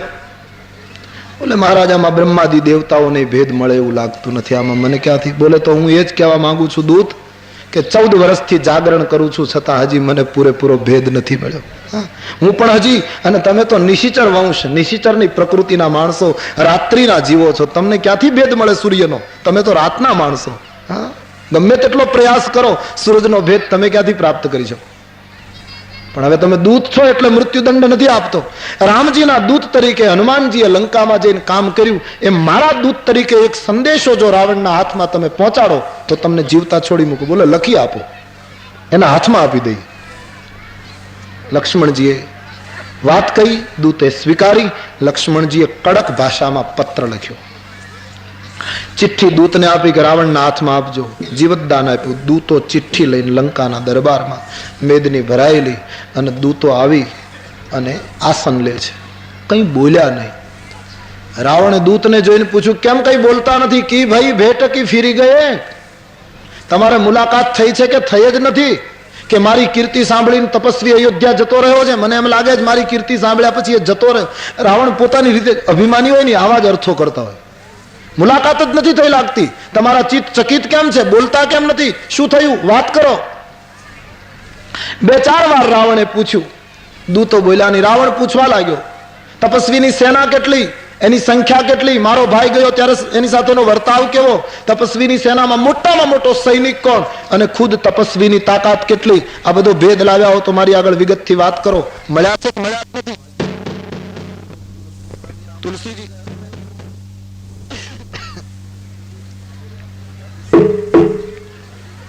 તમારે મુલાકાત થઈ છે કે થઈ જ નથી? એમ જ્યારે રાવણે પૂછ્યું, દૂત પ્રત્યુત્તર આપે છે, માલિક, જેટલા પ્રેમ અને ભાવથી આપ પ્રશ્ન પૂછો છો એટલા જ ભાવથી સાંભળો તો તમને જવાબ આપીએ. હા બોલ. કે સૌ પ્રથમ તો તમારા માટે એક અમંગલ સમાચાર છે. શું? કે મિલા જાય જબ અનુજ તુમારા. તમારો ભાઈ વિભીષણ જેવા રામજીને મળ્યા એટલે સૌ પ્રથમ રામજીએ એના લલાટમાં લંકાની ગાદીનો રાજ્યાભિષેક કર્યો છે. આનો અર્થ જે થાય એ તમે કરજો. બોલે, હું જીવતો બેઠો છું ને તિલક કર્યું કે અમે જોઈને આવ્યા છીએ. એ લોકો તમને જીવતા માનતા જ નથી. આ તો હવે અમને એમ વિચાર થાય છે કે અત્યાર સુધી અમે ભૂલ કરી કે શું કર્યું. એ લોકો તમને જીવતા નથી ગણતા. શું કરવી ક્યાંય નજર નથી પહોંચતી. આટલા પડ્યા છે. ભલે ને ગમે તેટલા હોય પણ અંતે તો રીંછ અને વાનર છે ને. એ તો અમારો ખોરાક છે. ભલે ગમે તેટલા હોય પણ જલ્દી બતાવો, તપસ્વીની સેનામાં મોટામાં મોટો સૈનિક કોણ? પેલા દૂતે કહ્યું, મહારાજ એમાં મોટામાં મોટાની મુલાકાત તો થઈ શકે નહીં, ત્યાં પહોંચાય જ નહીં. તો નાનામાં નાનાની ખબર છે. કોણ? હનુમાન. છેલ્લામાં છેલ્લો હનુમાન છે. એના કરતા બધા જ આગળ છે. હવે કેટલો ભય વ્યાપ્યો છે દરબારમાં. બધા ગભરાઈ ગયા કે જો હનુમાન નાનામાં નાનો હોય તો હવે મોત નક્કી જ છે. જો છેલ્લા નંબરનો આટલું કરી ગયો હોય. સકલ કપિન મહતે બલ થોરા. બધામાં એનું બળ થોડું છે, બાકી બધા એના કરતા. રાવણે કહ્યું કે બસ બીજી વાત કરે એ વાત છોડી દે. તપસ્વીની તાકાત કેટલી? દૂતે કહ્યું, મહારાજ એ તપસ્વીની તાકાતનું વર્ણન ન કરાય. એક બાણ ફટકારે તો વડવાનલ અગ્નિથી સાગરને બાળી નાખે. છતાં શું નીતિ છે! 3 દિવસ દર્ભનું આસન કરી સમુદ્રને કિનારે અનશન ઉપર રામજી ઉતર્યા છે અને પ્રાર્થના કરે. ખડખડાટ હસવા લાગ્યો અભિમાની માણસ કે બસ બંધ કરી દો બકવાસ. હવે સાગરની પાસે ભીખ માંગે એમાં હોય શું? જોઈ લીધું બળ, જોઈ લીધી બુદ્ધિ. અને આવી બુદ્ધિ હોય ત્યારે જ આ સ્થિતિ હોય ને ભટકવાની. સાગરની પાસે ભીખ માંગે, બસ ખ્યાલ આવી ગયો, બંધ કરી દો. બોલે ઠીક. રાવણ જેમ તેમ બોલવા લાગ્યો ત્યારે લક્ષ્મણનો પત્ર રાવણને આપ્યો કે એમના નાના ભાઈએ ચિઠ્ઠી આપી છે. રાવણે ડાબા હાથમાં પત્ર લીધો. કેટલો અહંકારી. બાજુમાં એક અંગત મંત્રી બેઠો હતો, એને કહ્યું વાંચ. નજીકનો મંત્રી હશે. આટલો મોટો માણસ પોતે તો કઈ ન વાંચે. રાવણના મંત્રીએ લક્ષ્મણની ચિઠ્ઠી વાંચી, પણ એ મંત્રી બુદ્ધિમાન વાંચીને પાછી બંધ કરી દીધી, બોલ્યો નહીં. રાવણના પગમાં મૂકી દીધી. રાવણે કહ્યું, મેં તને વાંચવાનું કીધું, વાંચ. મંત્રી સમજી ગયો કે આમાં જે લખ્યું છે એ હું બોલીશ ને તો આ પહેલો મને મારી નાખશે. કારણ કે આમાં લખ્યું છે તારો કાળ આવ્યો. એ લખાણ બીજાનું બોલવું મારે, તારો કાળ આવ્યો એટલે કાગળ કોકનો મરવું મારે. રાવણે કહ્યું, કેમ નથી વાંચતા? જ્યારે કહ્યું કે અક્ષરો બરાબર દેખાતા નથી, આ કંઈક ભાષા જુદી છે. કાળના કાગળ તો સંતો વાંચી શકે, અસુરો ન વાંચી શકે. કારણ કે આ તો લખનનો કાગળ, લખન કાળનું સ્વરૂપ છે. કાળના પત્રો તો સાધુ વાંચી શકે છે. કંકોત્રીની જેમ કાગળને સ્વીકારી લે, સહી કરીને લઈ લે કે કબૂલ છે, મોતને આવવું હોય ત્યારે આવવા દેજો, અમે તૈયાર છીએ. બાકી અસુરોની શક્તિ નહીં, કાળનો કાગળ વાંચી શકે. અને તેથી કાચો છે મંત્રી. રાવણને કહ્યું આપ પોતે વાંચી લો. રાવણે પત્ર વાંચ્યો ત્યારે ખડખડાટ હસતો અહંકારી રાવણ કહેવા લાગ્યો કે લઘુ તાપસ કર બાગ બિલાસા, નાનો તપસ્વી બહુ બોલકો, ધરતી ઉપર પડ્યો પડ્યો આકાશને ગળવાના સપના સેવે, બહુ બોલકો લાગે. માસ હવે બંધ કરી દો, તમે તપસ્વીની પ્રશંસા, તમારે વખાણ કરવા તમે વિભીષણની જેમ જતા રહો. પેલા કહે અમે તો ખાલી હનુમાનજી જેમ સંદેશ આપવા જ આવ્યા હતા, હવે અમે જઈએ જ છીએ, કારણ કે ત્યાં જઈ આવે એને પછી અહીંયા ન ગમે મહારાજ. બ્રહ્માનંદનું સામીપ્ય મળ્યા પછી વિષયાનંદ કડવો લાગે છે મહારાજ, અને તેથી હવે અમે જઈએ છીએ. દૂતોએ વિદાય લીધી. તુલસીજી તો કહે ભવાનીને શિવજીએ કહ્યું ઋષિ અગસ્ત કર શિષ્ય ભવાની રાક્ષસ ભયવું મહામુનિ જ્ઞાની. અગસ્તજીના શિષ્યો હતા, રાક્ષસ થયા હતા, આજ શાપ ખલાસ થઈ ગયો. પ્રભુને વંદન કરી અને વિદાય થઈ ગયા છે. અહીં 3 દિવસ પૂરા થયા પણ બિનયન માનત જલ દિજડ ગયે 3 દિન બીતી. 3 દિવસ પૂરા થયા, સમુદ્રએ રામનો વિનય સ્વીકાર્યો નહીં, ભગવાનને માર્ગ બતાવ્યો નહીં, અને ભગવાન હવે ઉભા થઈ ગયા સાધનામાંથી. લક્ષ્મણને રામજીએ પડકાર કર્યો, લખાન કૈલાછી માનુબાન શરાસન આનુ અન શોષો બારી દિબિશિક. લક્ષ્મણ ધનુષ બાણ લાવ, મારા એક જ બાણથી સમુદ્રને શોષી લઉં, કારણ કે આની આગળ હવે વિનય કામ નહીં આવે. કારણ કે 60 સન અભિનય કુટિલ સન પ્રીતિ સહજ કૃપણ સન સુંદર નીતિ મમતા રત સન જ્ઞાન કહાની અતિ લોભી સન બિરતી બકાની ક્રોધી સમ કામી હરિ કથા અને ઉખર બીજ બોયે. 60 ની આગળ વિનય નકામો, કુટિલ ની આગળ પ્રીતિ નકામી, સહજ કૃપણ ની આગળ નીતિ શાસ્ત્રો નકામા, ક્રોધીની આગળ શાંતિની દલીલો નકામી. લક્ષ્મણ કામીની આગળ ભગવત કથા નકામી, મમતામાં ડૂબેલાની આગળ જ્ઞાનની ચર્ચા નકામી. આ બધું ખારા પાટમાં બીજ વાવવા જેવું, આને ફળ ના આવે. લક્ષ્મણ ધનુષ્બાણ લાવ. લક્ષ્મણજીને આ ખૂબ ગમ્યું. બસ મહારાજ 3 દિવસ મોડું કહેવાય, પહેલા દિવસે જ આમ હોવું જોઈએ. મહાત્માઓ તો કહે છે ને, લક્ષ્મણજીએ વિવેકથી પ્રભુને કહ્યું મહારાજ માફ કરજો, એક વાત કહું કે શું, ધીમે ધીમે મારો સ્વભાવ તમારામાં આવતો જાય છે. કારણ કે સુગ્રીવના પ્રસંગમાં તમે જરા આવેશમાં આવી ગયા, અને આ સાગર ઉપર આ મારા સ્વભાવનું પરિણામ છે મહારાજ, નહીતર આપ ઉગ્ર ન બનો. રામજીએ એટલો સરસ પ્રત્યુત્તર આપ્યો કે લખન એ તો અન્યોન્ય છે. કેમ કે તારો સ્વભાવ મારામાં થોડો આવ્યો, મારો સ્વભાવ તારામાં આવ્યો. કેમ કે મને હમણાં હું સમાધિમાંથી ઊભો થયો ને એટલે કહેવામાં આવ્યું કે હું ધ્યાનમાં બેઠો હતો ત્યારે રાવણના જે રાક્ષસો આવેલા દૂતો એને તે જીવતા છોડી મૂક્યા. એ મારા સ્વભાવનો પ્રભાવ. નહીતર હું ધ્યાનમાં હોઉં અને તને ખુલ્લું મેદાન મળે, તું માર્યા વગર છોડી બને જ નહીં. પણ એ મારા સંગનો સ્વભાવ છે. એ તો અન્યોન્ય સ્વભાવનું આગમન થયું છે. અતિ આનંદ થયો. પરમાત્માએ ધનુષ્યના ઉપર જ્યાં બાણ ચડાવીને પ્રતંચાને કાન સુધી ખેંચી, અમારે બાબાજી કહે ઉઠી ઉદધી ઉર અંતર જ્વાલા. સાગર આખો ભડકે બળવા લાગ્યો, જળચર અકળાવા લાગ્યા. સમુદ્રને થયું કે હવે વિલંબ કરીશ તો મારી હસ્તી નથી. મોતીઓનો થાળ ભરી સાગર દેહ ધારણ કરી અને દોડતો આવ્યો છે જળચરને બચાવવા માટે. ભગવાનના ચરણાર વિંદમાં મોતીઓનો ઢગલો કરી પરમાત્માને વંદન કરીને કહ્યું મહારાજ માફ કરજો, હમણાં બાણ ફટકારશો તો બળીને ખલાસ થઈ જઈશ, પણ આપનું ગૌરવ નહીં, મારી બડાઈ નહીં, મારી જડતા મને નિર્ણય કરતા રોક્યો. મેં તમારી સામે જલ્દી વિનીત શબ્દોમાં નિવેદન ન કર્યું, એ મારી ભૂલ છે. પણ પ્રભુ બાણ મારશો તો હું બળી જઈશ, મને માફ કરો, ક્ષમા આપો. સાગર ક્ષમા માંગે છે.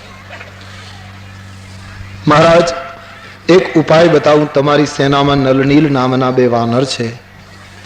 બાળપણથી ઋષિનો આશીર્વાદ મેળવી ચૂક્યા છે. એના હાથના સ્પર્શથી મોટા મોટા પહાડો અને ચટ્ટાનો પાણી ઉપર તરશે. મહારાજ 400 ગાઉનો